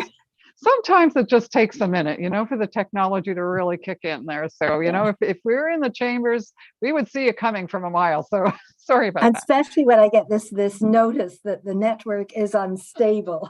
So yeah, we hope it's going to be okay. Okay, so I do need to read, so I guess to you, Ms. Curtis, with regards to the declaration, do you solemnly... excuse me, no, Alex Turner would be the best one to do that. All right, I will do it then. Mr. Turner, do you solemnly swear or affirm that the notice provided to you as part of the application process and by the committee was posted at the property to which the application applies, that it was there for the prescribed number of days prior to the hearing, and that it was at all times clearly visible and legible? Can you either affirm or swear that to be true? I affirm that to be true. All right, thank you very much. No presentation required. There's a lot of moving parts between applications 8 and 9 on all of this. So I'm going to throw it open to the members of the panel for questions at this point. Anyone? It's too daunting, I think, in some ways, isn't it, in looking at all this? So I just want to be clear. This application is actually for access and servicing easements. There's no actual creation of a new lot in any of this. Was correct, right? Yes, that's correct.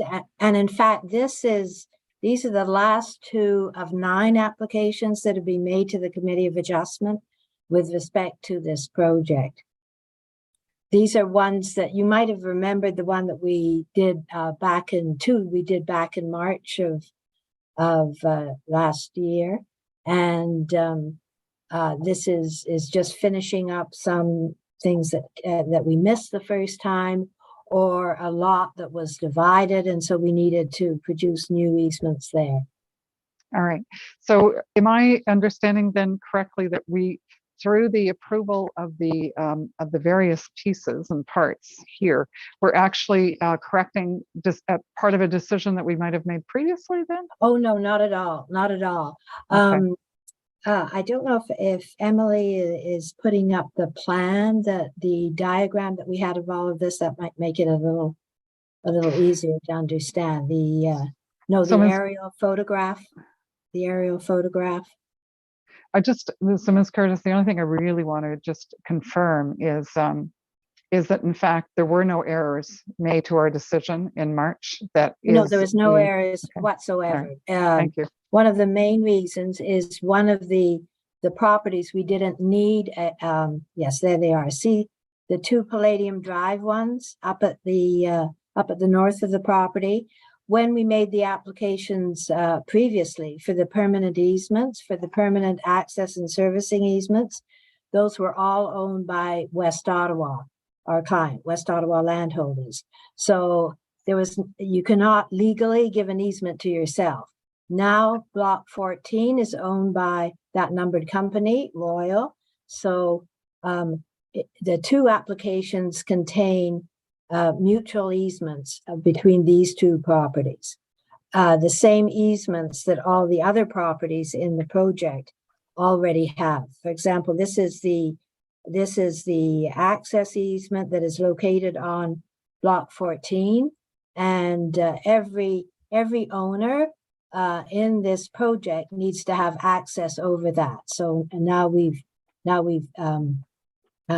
made application for Block 1, the owner of Block 1, to have access over that. Similarly, for Royal to have access over the drive aisle here that is located on Block 1, if that makes sense.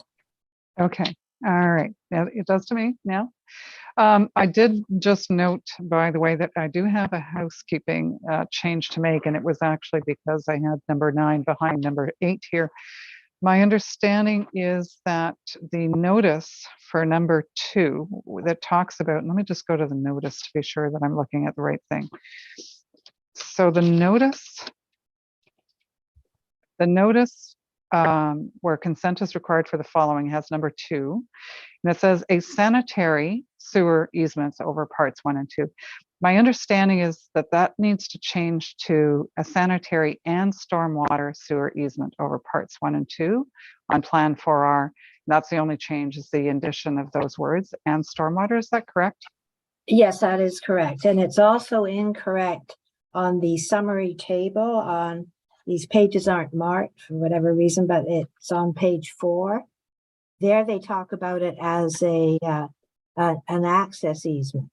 It is an access easement, but that is in the easement just above that. But there, that should be storm and sanitary as well over parts 1 and 2. Okay. That And doesn't I seem. believe you were given we noticed the error and brought it up with the city, and I believe you were given a corrected report. I did. It comes in on the same day as the hearing. It's sometimes really hard to see that stuff. To be honest with you, I'm just concerned about the notice. I believe, and I can always ask, was it Ms. Kelly? No, Ms. Calzero. The table was actually provided as a courtesy in the report as opposed to being part of the notice. I'm not as worried about the table in the report. more worried about the notice, because the notice Yeah. is what was circulated. Okay. Yes, and that's So that's the easement that we require. all right, so with your concurrence, then we have that change made. Okay, so I'm going to go back to the committee now. Is there anything that you'd like to ask before I go out to the public on this? All right. I don't have anybody on my speakers list, but is there anyone in the audience who would like to speak either for or against these applications for easements for access and servicing, I believe? Anyone? Very quiet. All right, with that, then I think we can go to a decision on number 8 and number 9. We're going to do them separately. So members of the panel, unless you have any other additional questions, we can go to a vote. Then on 3075 Palladium Drive, all those in favor of the easements requested? Okay, so with that, then application number 8 is granted. And then now going on to the next application, which is, I just got to make sure I've got this all and I've got the right addresses. Okay, so for 3095, 3105, and 3115 Palladium Drive, all those in favor of the easements requested? All right, so with that, then the application number 9 is also unanimously granted. And I think other than the requirement for a joint use and maintenance agreement as part of number 9, so I take it everyone's okay with that? With the condition, okay? All right, in that case, thank you very much. Both applications are approved, subject to the conditions. Thank you very much. Okay, thanks. Enjoy the rest of your evening. How much evening? Yeah, there's still some evening left. All right, thank you. Okay, that brings us to 43 St. Clair. We're looking for Mr. Sewer. I just want to make one, while we're waiting for Mr. Sewer, to comment to Ms. Closero and Ms. Kelly. I guess I mentioned this when we were talking about 124 Graton. We did get the comments for 124 from Ms. Closero that was fairly comprehensive with regards to the stormwater management. But can you please be sure that when you do have an application across your desk that is for the City View area, that you turn your minds to that stormwater management issue and ensure that you have those comments in the report, so that we know that we can track progress on discussion or anything that's happening within the branch, so that we know, for example, that you're working towards, I don't know, local improvements or whatever it is, that we can capture those. So just, if you wouldn't mind from now on for these applications having that stormwater management section included, that would really be appreciated. Okay. All right. So with that, I'm back to Mr. Sewer, and I need to read to you, Mr. Sewer. Sure. Do you solemnly swear or affirm that the notice provided to you as part of the application process and by the committee was posted at the property to which the application applies, that it was there for the prescribed number of days prior to the hearing, and that it was clearly visible and legible for the entirety of that time? Do you either swear or affirm that to be true? Yes, I swear. Okay, perfect. Okay, I'm not seeing any housekeeping changes to the application. We are looking strictly at minor variances for lot area and lot width. No presentation required from you. Direct to questions by the panel. Anybody have any questions for Mr. Sewer? Again, we're becoming very familiar with these applications. No questions. Okay. I do have speakers for this. I believe that Ms. Pratt, you are going to speak on behalf of the community association. So I'm going to give you the floor. Go ahead, please.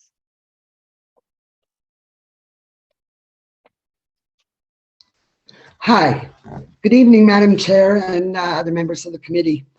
The City View Community Association would like to comment on these applications for 43 and 45 St. Clair. We oppose any application that doesn't meet the requirements of the existing bylaw, and these two do not meet these requirements. We reviewed the plans, but when we looked at them, we noticed that the houses are mirror images of each other, and the front facade doesn't show any differences. In the past, planning has recommended that some minor changes be between the properties to make them distinct from each other.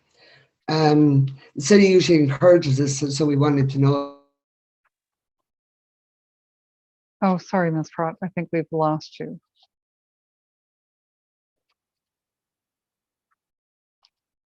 Okay, it's not me. I always have to look to say, okay, first, is it me? If I go too far. But no, I think we've lost Ms. Pratt. Yeah, so, so Ms. Pratt, we lost you for probably about 10 seconds. Oh, is that right? It's showing my yeah. internet is unstable, which I don't know why, but I'll just keep going with back to the trees. Yeah.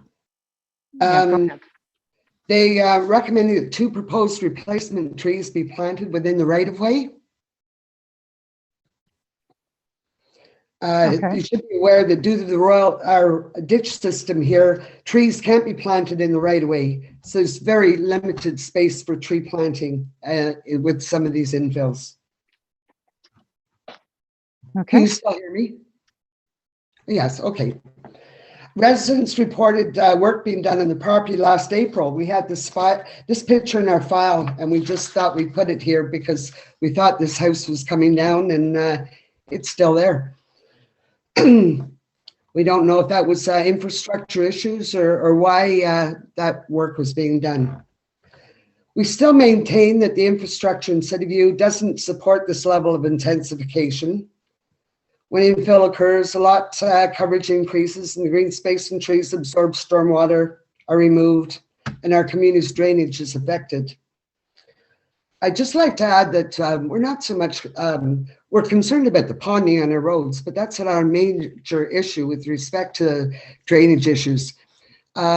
Because of all this intensification and people filling in ditches and changing the way the water runs, our sump pumps used to be dry. And now they're running all the time. They're running throughout the winter. A couple of events this last year where hydro was affected. We had to get people to come with generators to keep the sumps going so that our basements wouldn't flood. So this is a whole other issue with respect to our lack of storm sewers here. That's all I have to say. All right, thanks, Ms. Pratt. That's actually really worrisome to think that at the worst of conditions, you're out of electricity and you can't even get the sump pumps working. So that is not a good situation, very clearly. I'm going to ask Ms. Young if she can come forward because we've heard this comment before and you've probably answered the question before, but how is it that we can actually provide replacement trees within the city right-of-way when we have a ditch situation? I'm trying to figure out how that's supposed to happen. Thank you for the question, Madam Chair. It looks from imagery like there is room between the ditch itself and the property line to still plant trees. So as long as the tree is not planted in the ditch or in front of the ditch, which would prevent clear out and everything, there is space to plant still in the right of way. But in some situations, if there is not room to plant in the right of way, if the trees can be planted in the front yard still, that would be an option. So it should be possible to replace trees here. So do we ask them, like in this case, we're saying within the right of way for the city. So so have we seen that distinction where you've looked at each lot individually and you're making the call as to whether it can be in the right of way or it should be on the front lawn? Yep.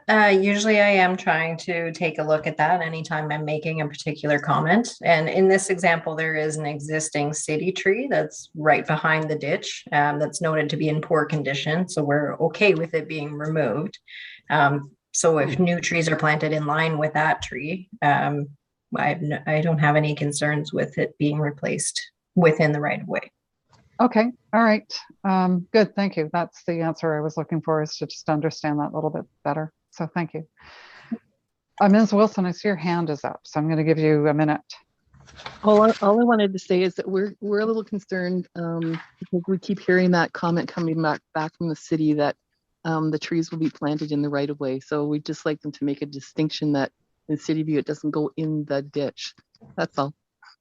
Oh, I see. Okay, so to find a place, the only place probably left between the property line then and that ditch. So, okay.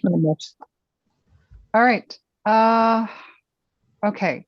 I'm just going to do a general call out at this point. Is there anyone in the audience who would like to speak either for or against this application for consent? No, sorry, for minor variance at 43 St. Clair Avenue?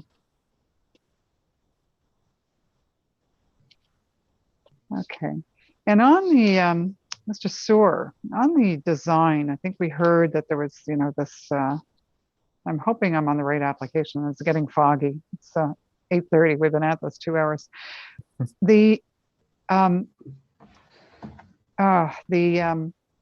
rendition or whatever what word am I looking for? It's the cross section that would show the two units. Then my understanding is from the comments that they're mirror. Is that correct? Or have you got any? I mean, we're not a design committee, so we can't implement anything, but can you tell me if there's a little bit of variance in the way the units look? So that is correct. They won't be the same house, like the exact same house together, but it will be a house with, they will essentially be images, so or mirror images. So there will be a house that has a driveway on one side, and then the other house will have the driveway on the other side. I can defer to the property owner to provide more comment about that if needed. But yes, that would be the design that Okay. that we have. So it's, sorry, the word I was looking for is elevations. Yeah, elevation.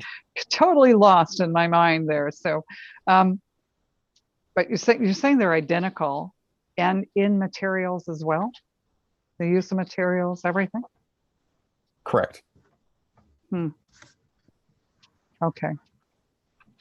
Typically, it is nice to see a little bit of variation when you do these, but we're not a design committee and we can't enforce that, but I would strongly recommend that you look at, because you don't have any minor variances related to any design issue. I would strongly recommend that you look at different ways to maybe provide a little bit more of a streetscape appear, you know, aesthetic appearance by not making them totally identical. Okay. And I think that's it then. Nobody else has come forward and we didn't go to a vote. So that's the next. Oh, Mr. White, go ahead, please. Thank you, Madam Chair. Just further to your comments to staff with respect to getting some information on these applications regarding the stormwater management situation. I wonder if we could also ask, since the study itself is quite comprehensive, it does include in the reports, apparently includes an identification of the improvements that are required on each individual lot within the community. So in other words, I think that there is an ability for us to obtain the information on a particular lot that outlines what improvements have been identified as being required. I think it might be useful in our deliberations on these applications. You mean for the subject lot or the entire street? No, the subject lots and perhaps surrounding 2 or 3 lots on either side of any application that we're dealing with. I think it might be useful for us to have that information. Okay, so the best way to deal with that, I'm thinking, is they have the map work, so they could always do a bit of an excerpt from the map work and then show the subject site, and then we would have everything we need. Yes, my understanding is there's mapping showing the individual lots in the area, including a list of improvements that are required that have been identified in the stormwater management study. I think if we have that information for any lots that we're dealing with, it might be useful for us in our deliberations on it. So would you be looking at so they can't get the building permit unless they actually ensure that they have a stormwater management system that works. So that that in itself would rectify any of the issues that would be on the subject site that's before us if it had been identified as a site that had a deficiency. So I'm not sure I understand. All I'm saying is that the information is available for each individual lot. What improvements have been identified as being required? If we're dealing with a particular lot, we can get that information as to what works are required to solve the bigger problem, shall we say. I think that might be useful to us. So if it's not available, I mean, I guess we have to. Okay, maybe we should have a further discussion about that when we do meet with the city, and we'll figure out what we might be beneficial. Maybe there's more information too. Maybe there's something in addition to that that would be helpful. Okay. I see we've got Ms. Glazero and Mr. Source. I'm going to go to Ms. Glazero first, and then I'll go to you, Mr. Source. Chair, so in Go ahead. I'm not, oh, sorry, it sounded like I was on mute. My apologies. So in response to Member White's comment, so the information that we have from the City View drainage study is just the existing conditions map. So the map outlines both the City View and the Lakeview study areas and shows the existing conditions and marks the conditions of the culverts, the ditches, et cetera. But we don't yet have individual, like per property recommendations for remediation yet. Okay, thank you, Ms. Glazero. Yes, Mr. White. There was in the presentation that we received something that outlined proposed remediations on an individual lot basis. So maybe that was something that's planned in the future, but my understanding was that information was available. Perhaps it is not. Okay, we'll find out. We'll find out more about it then. So Mr. Garnett, add that to the list of things that we want from the city when we need them. So Mr. Sewer. Thank you, Madam Chair. I'm not sure if this is speaking to Member White's question. I don't think it is, but in terms of discussing existing conditions and what we're proposing, we are aware of the stormwater issue that we've discussed this evening. With regards to these. I am. Oh, sorry, Ms. Pratt. Ms. Pratt. Oh, I think she's okay. She's on mute now. No worries. And so we are aware of that stormwater issue that's been discussed this evening.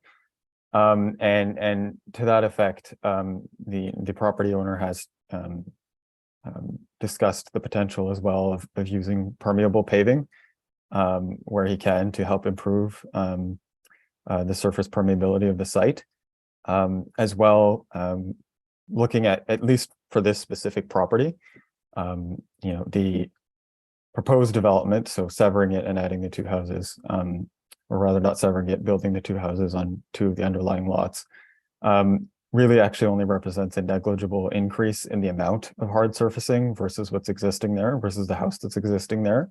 I calculated it to be about 10%.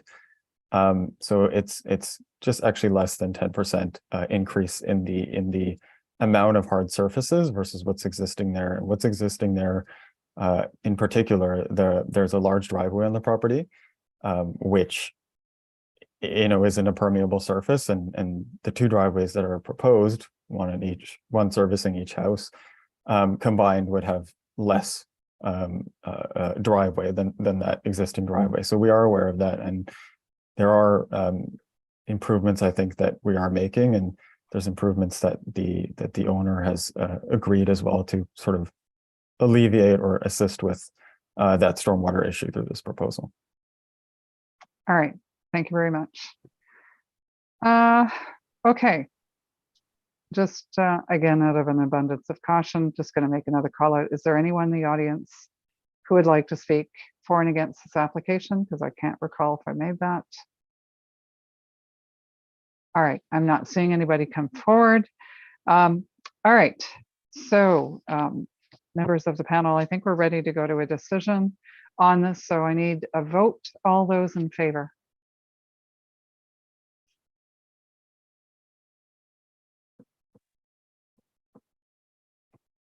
All right, so it looks like we've got 4 members against and 1 for at this point. Have I got that right? Mr. Hindle, you're a nay. Ms. Markovich, you're a nay. I think for Granton, I'm willing to support it in principle, just not the minor variance for the driveway in this case. Okay. All right, so we've got lot area. A is lot area, B is lot width, C is lot area. Where is Sorry, is this? Yeah, so Mr. Hindle, this is St. Clair, right? Yeah, so this is St. Clair, so this is for lot area and lot width. Yeah, okay. You had me confused for a minute there. I was like, okay, what am I missing here? Okay. Mr. Hindle, back to your vote. Are you still a nay?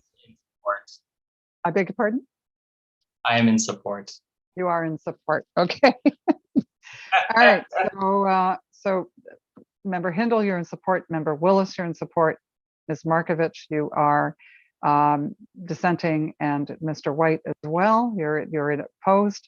So again, I'm going to have to break the vote on this. I think I'm going to support the application again. This is and I'm supporting it again just because I'm hopeful that the people at the city are more than just aware of this, but that they're actually you know, going to take steps to rectify the situation. So with that, then the application is approved. I just wanted to make one comment to Ms. Young and Ms. Pratt at this point. So there is an opportunity here for you both to be able to make possibly some headway with this from a different route than the Committee of Adjustment. We've talked in the past about maybe trying to use a more political approach to it. With a new councillor in the area, I don't know if you've had a chance to meet with that councillor, but this would be a good opportunity maybe for you to make them aware of what's going on and maybe help work with the city to develop a strategy. I can tell you that the more that there's people looking at this and working together to try and resolve the issue, I think the faster that there'll be some resolution of what's going on. Ms. Wilson, I'm not hearing anything back from you on that. Did you want me to say something about that? We have been in touch with our counselor, and she's well aware of the problems. So we are working with her on that already. All right. Thanks for the suggestion. I'm thrilled to hear that, and we'll look forward to hearing more about that as things develop. Did you think that we would miss something like that? Yeah, well, no, I'm just yeah, it's just, you know, when we were talking about this earlier, it's, you know, there's only so much a Committee of Adjustment can do. Our jurisdiction is not that, you know, and we can look at this from a standpoint of whether or not it's orderly development, whether it's, and you know, and I respect, you know, the opinions on both sides for that. But ultimately, there are other approaches to finding a solution to this thing. So the political route is always, you know, an option. So I'm really glad that you've already knocked on that door and started those discussions. So I'm going to wish you the best of luck on that. Thank you. Okay, so that's it for number 10. I think we're done. Mr. Soar, thank you. Awesome. Thank you, Madam Chair. Okay, we're on to number 12. which is 2492 Clover Street. And I believe the agent is Mr. Jude.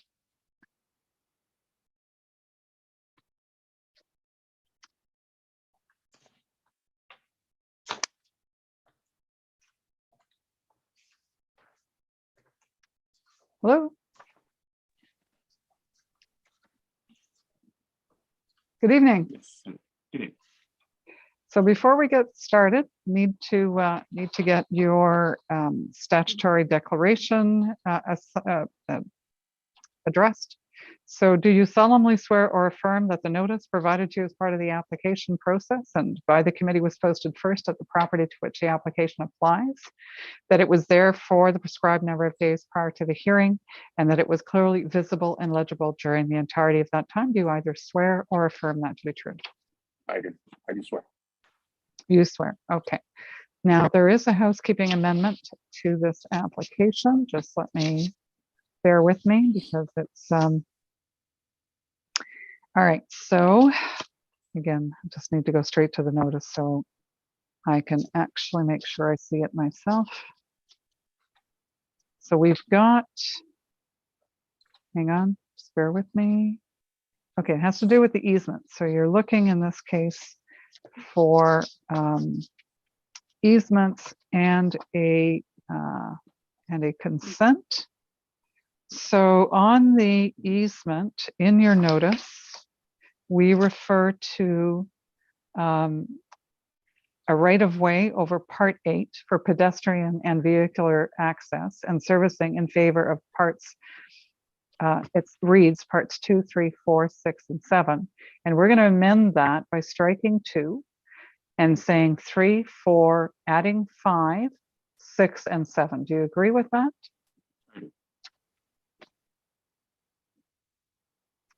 Yes? Yes. Did I get a confirmation? Yes. Okay. All right. I just need the confirmation for the record. Thank you very much. And I think that's it for that. No, no presentation required on this. I'm just going to open it up to the committee members for any questions at this point. Does anybody have a question for Mr. Jude on this? All right, I do. So, and I'm going to ask staff to come forward on this. So who do we have? Ms. Kelly, thank you.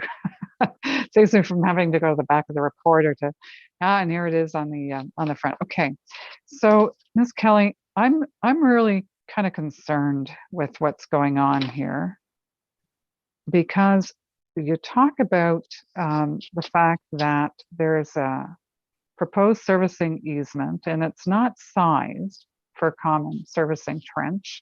So that's the first comment that I see. And then I actually also see somewhere else that there's been the grading and drainage plan submitted is not accurate.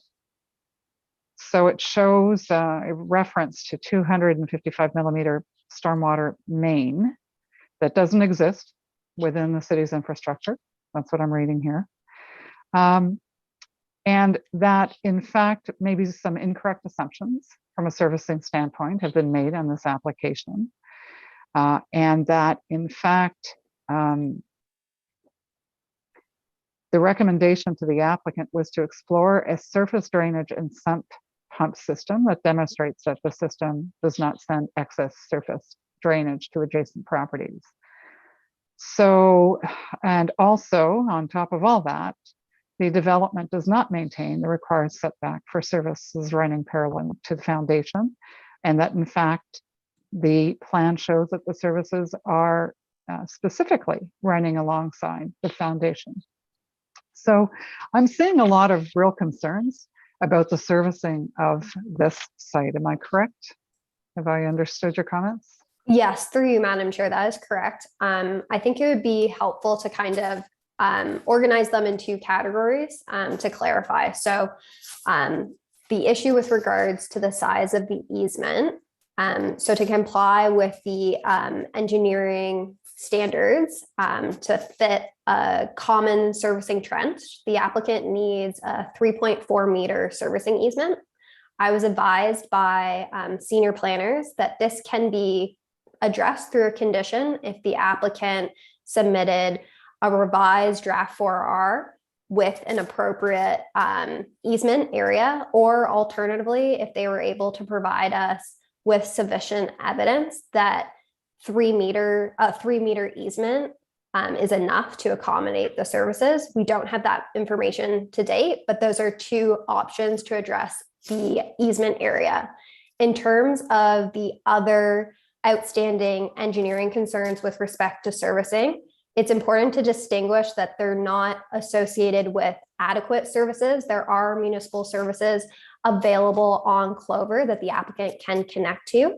The servicing and grading plan that was provided to us ahead of this hearing, our engineer reviewed it more so as preliminary to get an understanding of how the applicant intends to service the proposed long semi-detached dwellings, and identified those outstanding issues that will be addressed as a condition of the consent applications. So from a planning perspective, the lot creation does meet the criteria under the Planning Act. It's important to separate those servicing conditions or servicing issues as separate to that.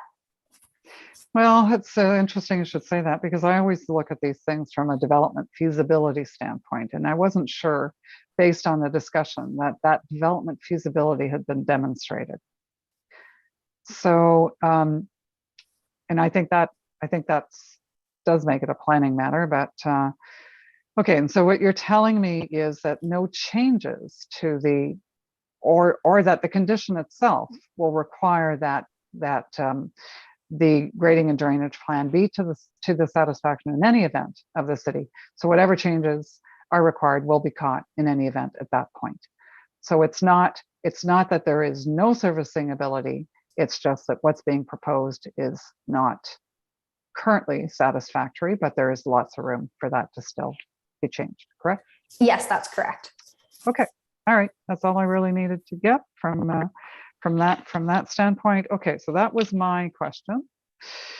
Anything, anybody? Did that trigger any thoughts from anybody? Okay, so I do have a speaker for this application, and that would be Mr. Renzo Vettoretti. And I believe you're speaking on behalf of someone else, though. Yes, my son, who owns a property just below the 24, just below the Clover Street property. Okay. And Mohammed and myself are quite familiar with each other. We've worked together on the property that he built on Junction, and he was quite, accommodating for the runoff and drainage that he did landscape properly on adjacent to our duplex. So I just wanted to, I was glad to hear that the drainage issues are being addressed. And I did send Mo, I don't know if you received it. I did right after the meeting last November 2nd, a PowerPoint presentation to you with our concerns, and I'm sure we can work something out. I have no objection to what kind of building you're putting up and all of that. It's just the water drainage back to our property, or my son's property.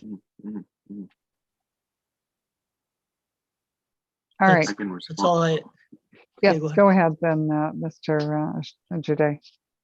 Absolutely. Again, based on my history in the neighborhood, anytime I do see there's an effect to any adjacent neighbors, I do try to have a one-on-one meeting with them, try to explain what we're trying to do, how we can try to mitigate any sort of issues if there is any. Again, that usually until we actually start construction or we actually have a finalized waiting plan or anything of that sort is at that point.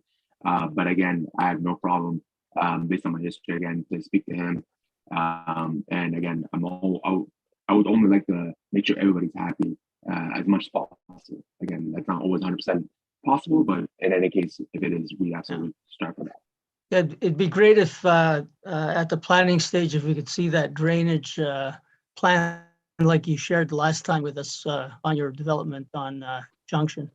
Absolutely. That way, you know, Absolutely. like I do not have an we issue. know each other's emails. We've got each other's emails and all of Absolutely. that, so it's we can connect on that.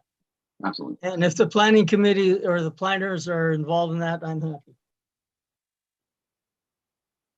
Okay. Is Thank there you. anything else? No, not from me. Thank you. Okay.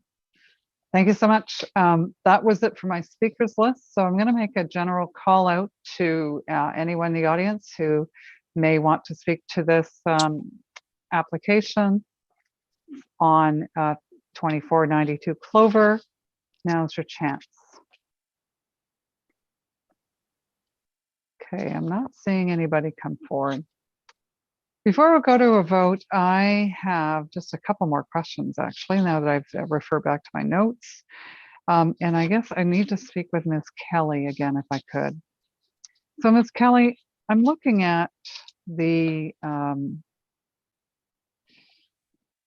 plan, one of the plans that have been submitted in terms of the different parts. We're looking at creating parking, parts for parking, if I've understood this. Yeah, draft plan for severance, okay.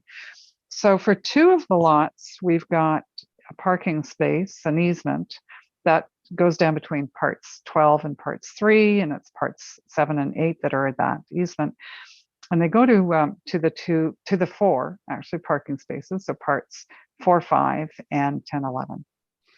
So what I'm noticing though is that on the part 1 property, we don't have any parking being proposed, but the exact same configuration is on the site plan. So can you tell me, is it because the parking isn't required, or am I missing something here? Yes, through you, Madam Chair. There's no parking requirement in this zone. So the applicant has decided not to provide parking for the long semi that would be constructed on part 1. Okay. And in terms of amenity space, then, what is the requirement in this zone for amenity space? I don't have the number in front of me, but in terms of the amenity area, it could be accommodated. We've seen this with long semis as well. It could be accommodated as a rooftop terrace. So that could be explored by the applicant as they proceed with their site plan application. Sorry, not their site plan, with their building permit application. And then they have a site plan showing their amenity space. Okay, because I'm looking at the site plan, and where it looks like there's amenity space is actually parking. So it's not amenity space at all. And then you've got, you know, the porch and stairs. So there's nothing in terms of amenity space for the 2 units that are to the back. Luckily, the 2 units in the front have a little bit, possibly.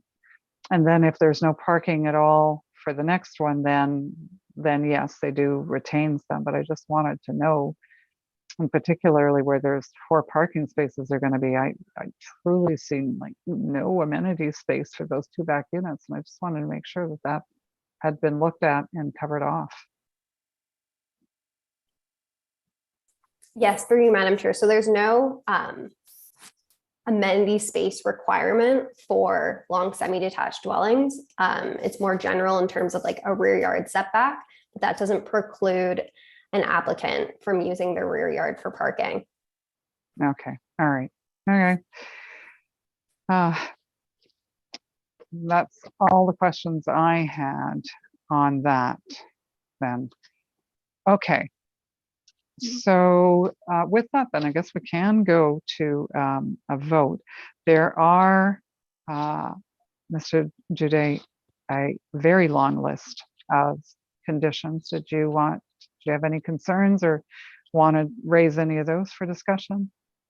Nothing that I haven't already spoken to the city about, and nothing that I would like to address at this point. All right. Okay. In that case, then we're going to go to a vote on this one. All those in favor?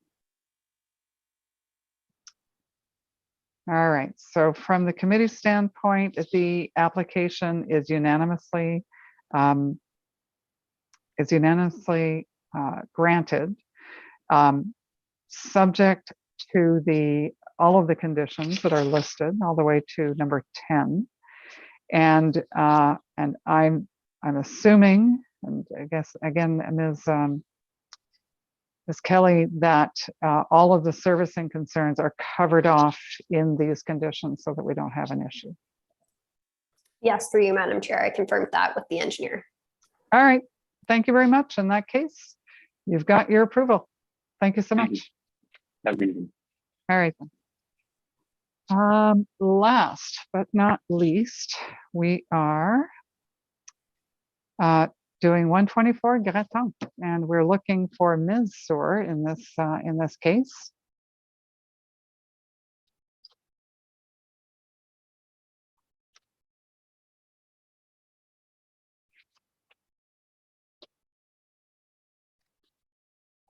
Good evening. Good evening, Madam Chair. All right, so do need to read to you. Do you solemnly swear or affirm that the notice provided to you as part of the application process and by the committee was posted at the property to which the application applies, that it was there for the prescribed number of days prior to the hearing, and that it was clearly visible and legible for the entirety of that time? Do you either swear or affirm that to be true? I swear. Okay, perfect. No housekeeping. No housekeeping changes here in any way. We've had a lot of discussion about the stormwater management for this, so don't need a presentation. I'm just going to open it up to the committee members at this point for any further clarifications that they may have. Anyone? So let me just have a look at some of my notes here to make sure I'm not missing anything.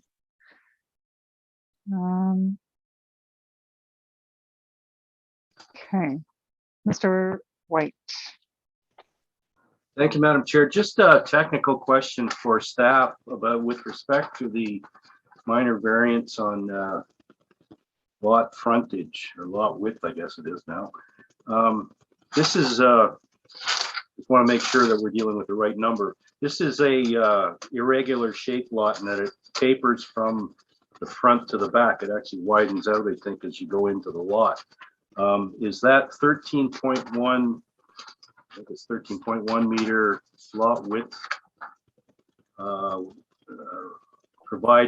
determined at the, and does the bylaw deal with it at the lot line, or is it at some distance? Is it calculated, is the lot width requirement calculated some distance into the lot? If that's the case, then it may be somewhat in excess of the 13.31 meter that's supplied for you. Through you, Madam Chair, yes, to answer the question, so the frontage is not measured at the same distance as the front yard setback, or pardon me, as the lot width. The lot width is measured, pardon me, at the front yard setback, extending across the full width of the lot between the side lot lines. In the case of the, I guess the interior lot, the frontage and the lot width are the same. The irregular lot frontage is smaller than the lot width.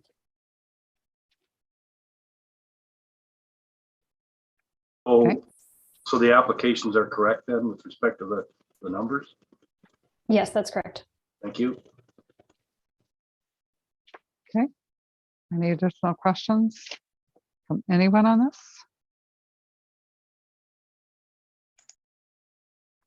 Member Hindle? Yeah, I think I just had questions. I think we heard my concerns previously about the extra wide driveway in this location and how it's proposed.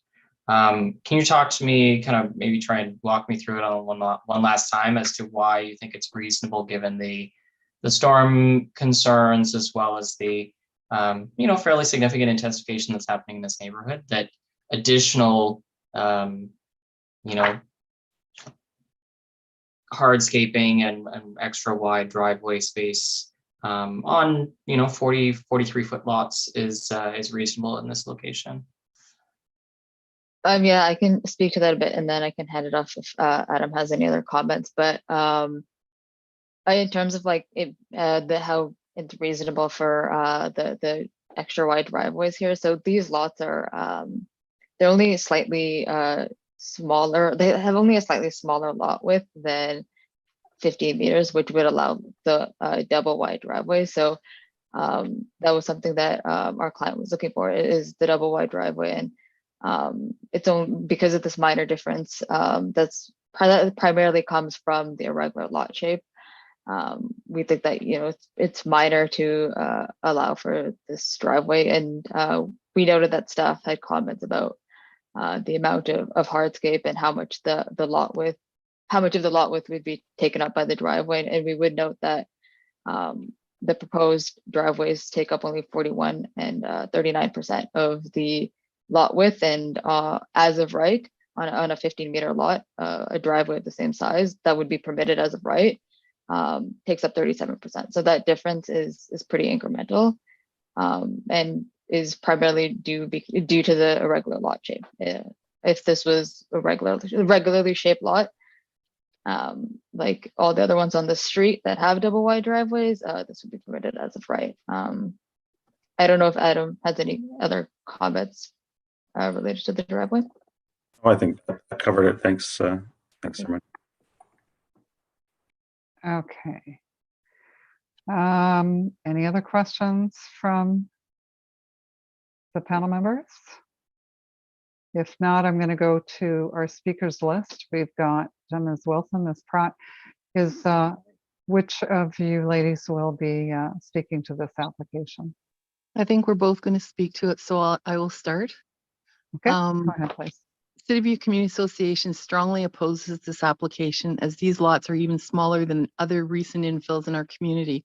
In fact, we only have a few lots of less than 15 meters in width in the whole of City View, and none of these have side-by-side double driveways or double garages. This request is on lots so small that 5.5 meter driveway is almost half the width of the lot. The lot frontages and sizes are confirmed by the applicant in the submitted tables, and they show the proposed lot sizes as 13.31 meters. And I think the one that's on the irregular lot is 14.1, where all of the other properties along Granton are 15.24 and with lot area of 441 meters. So they're much smaller. And it's the same as other ones along Granton, 96, 94, 74, 61 Granton, and they're all 15.21 or 15.22. These new lots are proposed to be 365.8 meters and 422.1 meters in lot area, when the bylaw requires the size to be 600. Also, the lot frontages proposed are 13.31. And this is a significant departure from the existing R1 FF bylaw, which requires 19.5 meter frontage, well over a third decrease. It is also a significant departure from the frontages of All right, so Ms. Wilson, we've lost you as well. Ms. Pratt, are you with us? Yes, I am. I have similar notes, so I can keep going unless my internet quits too. Go ahead. Yep. To date, we've seen numerous infill developments build homes on lots with 50-foot frontages, which is 14 feet less than the existing bylaw. Anything smaller than a 50-foot frontage should be definitely denied. It's not and should not become a new norm. The City View Community Association still maintains that requested variances to facilitate the development of these new detached dwellings on undersized lots such as this do not meet the general intent and purpose of the zoning bylaw. It fails this test. We just had some comments on the double driveways. Yep. Now a third variance for each build has been added for double driveways and double garages. These are definitely not minor variances. The City View agrees with the city planning staff's concerns that the proposed double wide driveways, the intent of the provisions limiting driveway width in conjunction with the previously requiring a minimum aggregate soft landscape area in the front yard, is to reduce the visual impact of driveways and cars parked in driveways in mature neighborhoods within Greenbelt. infill development should emphasize soft landscaping first, rather than prioritizing parking and relegating soft landscaping to the minimum required area after determining the maximum possible driveway width. That was a quote from the planners. We'd just like to say that some of these double wide driveways that are allowed in Granton are on properties that are greater than 15 meters.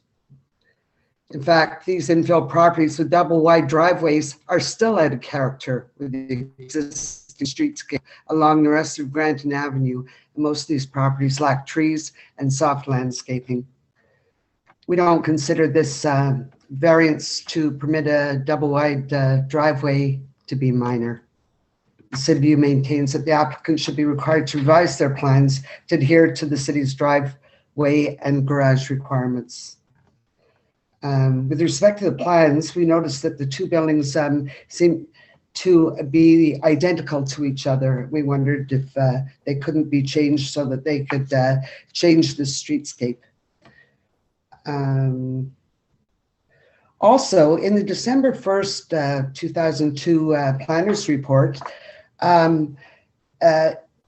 it was relating to the floor plans. The proposed dwelling would contain an oversized principal dwelling unit with 5 bedrooms, as well as a basement secondary unit containing 3 bedrooms per section 133, 3E of the zoning bylaw. An SDU is not permitted to have more than 2 bedrooms when there already exists an oversized dwelling unit in the same building.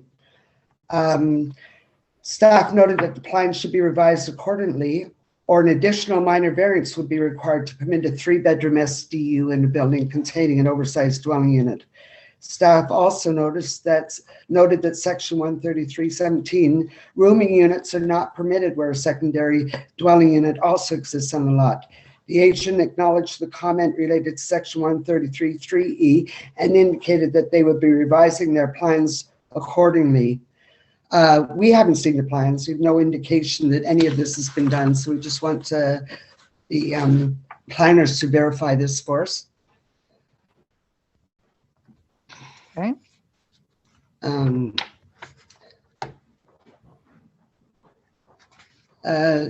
with respect to infrastructure, we still maintain the infrastructure in City View doesn't support this level of intensification. Okay. Ms. Wilson, I see you're back.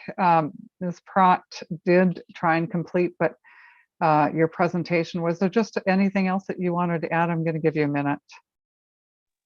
No, I think she covered most of it. There was just a little bit about the trees. It's interesting to note that from forestry's perspective, the double wide driveway is not a concern as long as there's enough space left for a large tree, which requires a soil volume of 30 square meters to be planted in the front yard of the severed parcels. We submit that the city allows only single driveways for properties less than 15 meters to allow enough space and volume for a large tree. A planting plan must be provided showing the location of one new large tree and must be planted on each lot following construction for improvement of the streetscape and canopy cover. Planting 2 trees on one lot will also be accepted if space is limited. Well, we don't think that there's enough space for that. And again, the storm sewer problem that we were talking about earlier, that's a big problem for us. And if you look at the picture that was up, that shows all the driveways at the beginning of Granton from 102 to 108. You can see that there's no culverts or ditches there. So that's just an example. And now we've got 2 more that are going beside it at 112. Hopefully they'll put a ditch in, but it's not going to help because these aren't draining properly. But that's one of our concerns, our biggest concerns. Okay, thank you. That's all. And these are applications that were done recently. This is new construction, and the people have already, essentially deviated from what they were required to do in order to get a building permit, right? The culverts and the ditches. So, they put them in, so they just built it like that. And we've been, and there's a lot. Most of the big houses that are going in are doing that. So that's why it's a concern for us. That's well, why how do they get occupancy if they're not in keeping with the bylaws of the city? I don't understand how that's happening.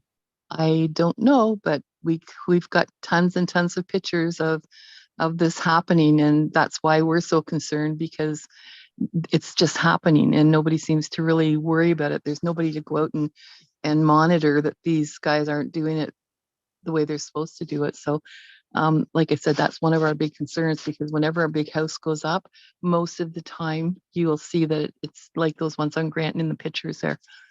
So don't know what to say. Thanks. Do appreciate those pictures though, because they don't lie, right? It's what it is. Okay, Mr. White, go ahead, please. Madam Chair, with respect to the picture that we just saw, I think we need to ask a building branch how they approve these applications with respect to the drainage plan. That obviously those are brand new units, haven't been there's no culverts provided. I think we deserve an explanation as to why that happened. I agree completely, Member White, with that. So, Mr. Garnett, can you please make a note of that? I do want to have somebody from Building Code Services at the next meeting to address that. And specifically, I'd like to know what the process is, because particular in this area, I'm going to go back to you. There needs to be something on title that is prohibitive and something that has some teeth with it, right? Okay. I think we've covered off a number of the comments. Again, the same thing that you probably heard Ms. Soar and Mr. Thompson with regards to this identical elevations. I mean, so if there's any way to ensure that there is some kind of variation so that it's not, you know, too repetitive. Ms. Soar, go ahead. Thank you, Madam Chair. I just wanted to address some of the concerns that the community association raised. So as I mentioned previously with the driveways, you know, we understand that these lots are smaller than some of the other ones on Granton Avenue. But as I mentioned earlier as well, they only take up slightly more of the lot width than what would be permitted as of right. So a lot of the lots along the street are 15.24 meters. And that was in the table in the planning rationale as well. And so these would be permitted to have 5.5 meter double wide driveways that take up almost the same same percentage of the lot width as what's being proposed. We also did see the community association's comments regarding their concerns with the lot width being smaller than the other ones on this street. And I would mention that it's because of primarily because of the irregular lot shape. You look at sort of the back of the property and the rear lot line, if the lot was more rectangular and wasn't sort of cut off by the parking lot and the neighboring property, the lot width and would be the same as every other property on the street. So I just sort of wanted to point that out for committee members. And then regarding sort of the identical building design, so we did note that the community association made that comment in their letter back when we initially made our submission back in October. And so we did talk to our architect, and so the updated elevations do sort of try and address it a bit. They did, our architect did try and make some design changes that would make the buildings look a bit different, you know, use different materials, different colors and that type of thing to sort of address the community association's comments. I also did want to address the oversized dwelling units that were raised. I know staff raised that as well. So that was a plan that was sent by mistake by myself to the committee. It was just an outdated plan. So we had caught that that issue before, and we told our architects and our client that was something that wasn't compliant. So they've since changed that. So those are outdated plans. New plans will comply with the zoning bylaw related to the oversized dwelling and the secondary dwelling units. And yeah, with regard to soft landscaping and trees, I would just say that you know, since we had to add that additional variance for the driveway, we did reduce the size of it. Initially, we had 6 meter driveways in the initial application back in October.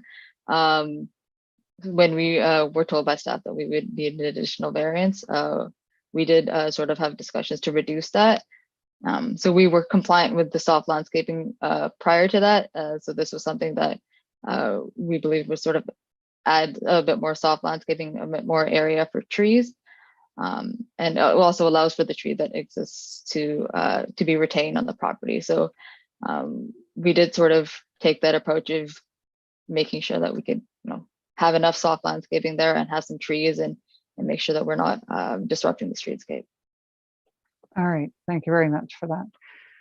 Okay, any other questions for in response to either Ms. Soar or for Ms.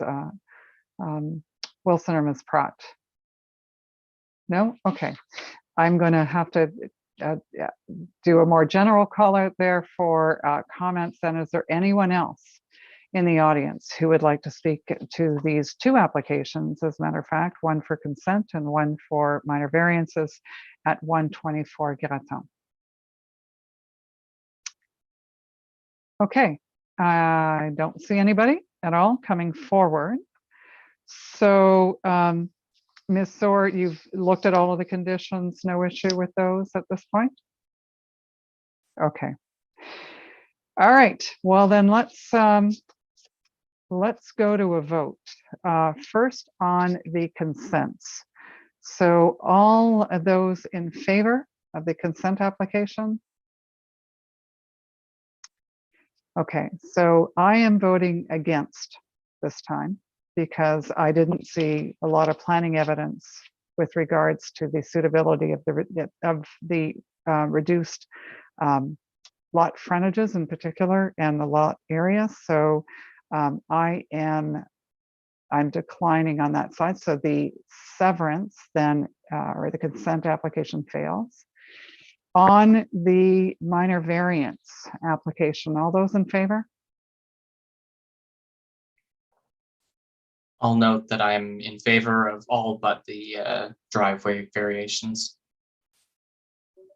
So you're dissenting on C and F, but approving A, B, and D, E. Correct.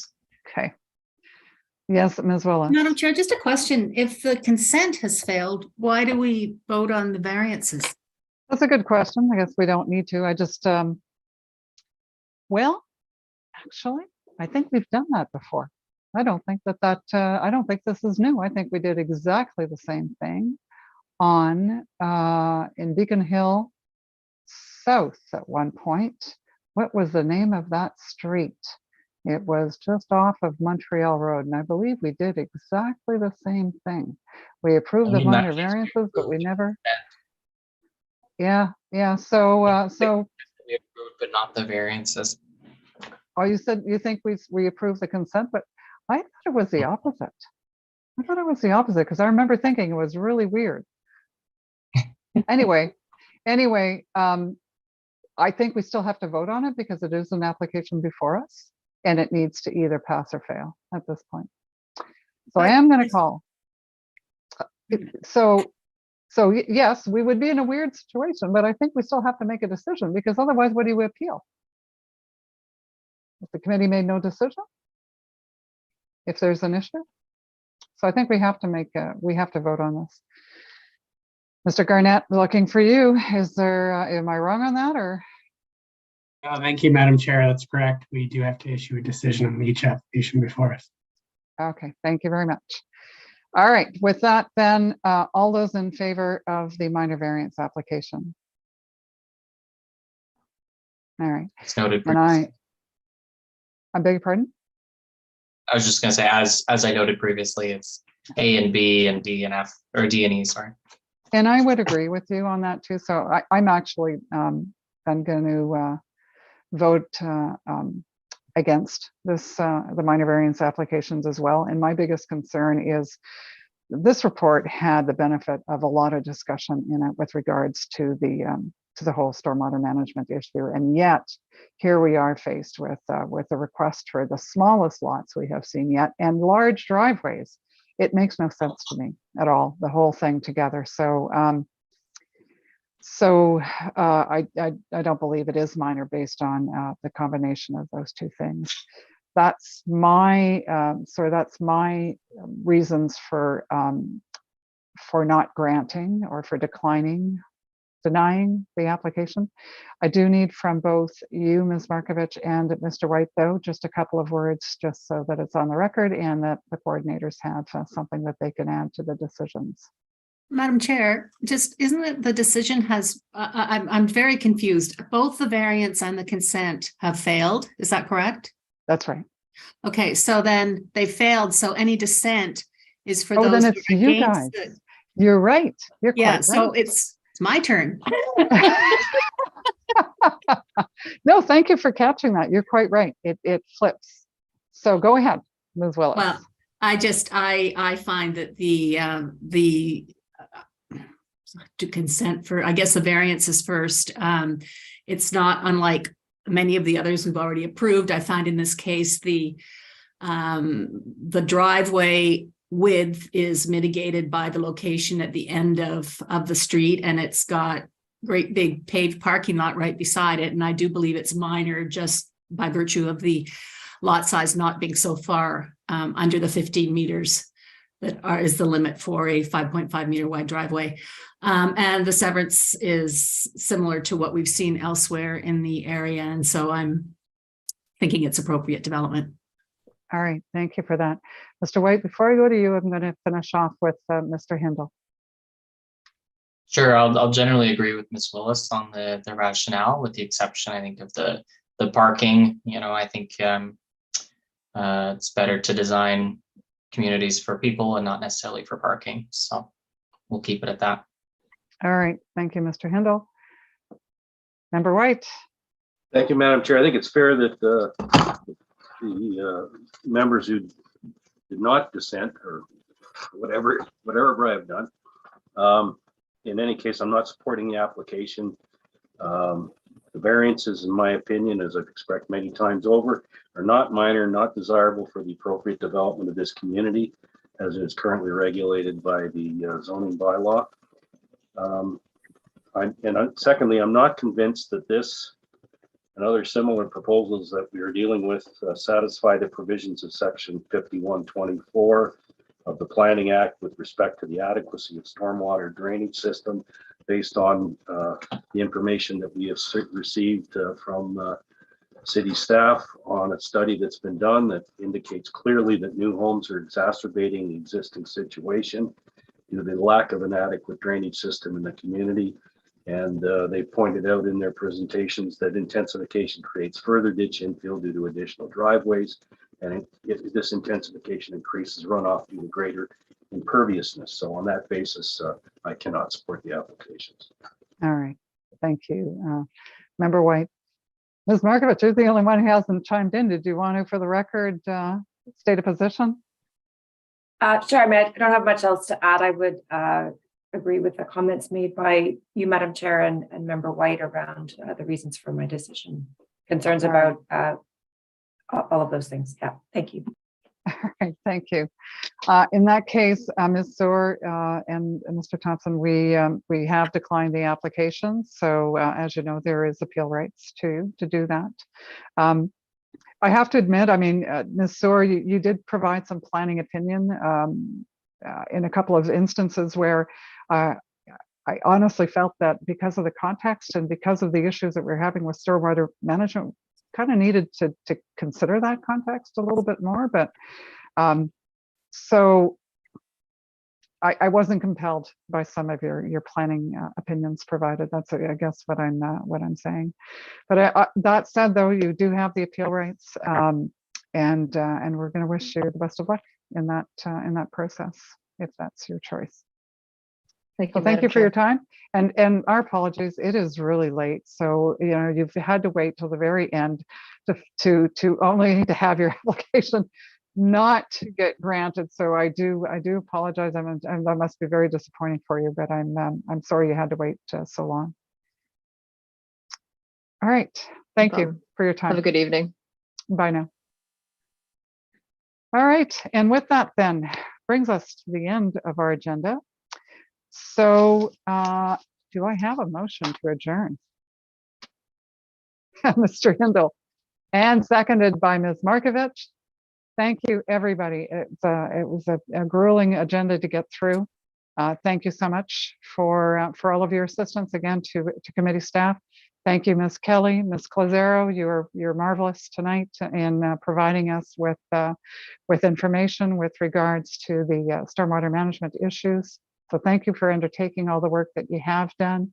Ms. Kelly, thank you as well for your sage advice always too. And Ms. Young, we don't put you on the spot very often anymore, but we sure are happy you're there when you are. So thanks so much, everyone, and have a terrific evening and rest of your week. And we'll see you in 3 weeks, right? Okay, we'll see you then. Thanks so much, everyone. Bye now. Good night.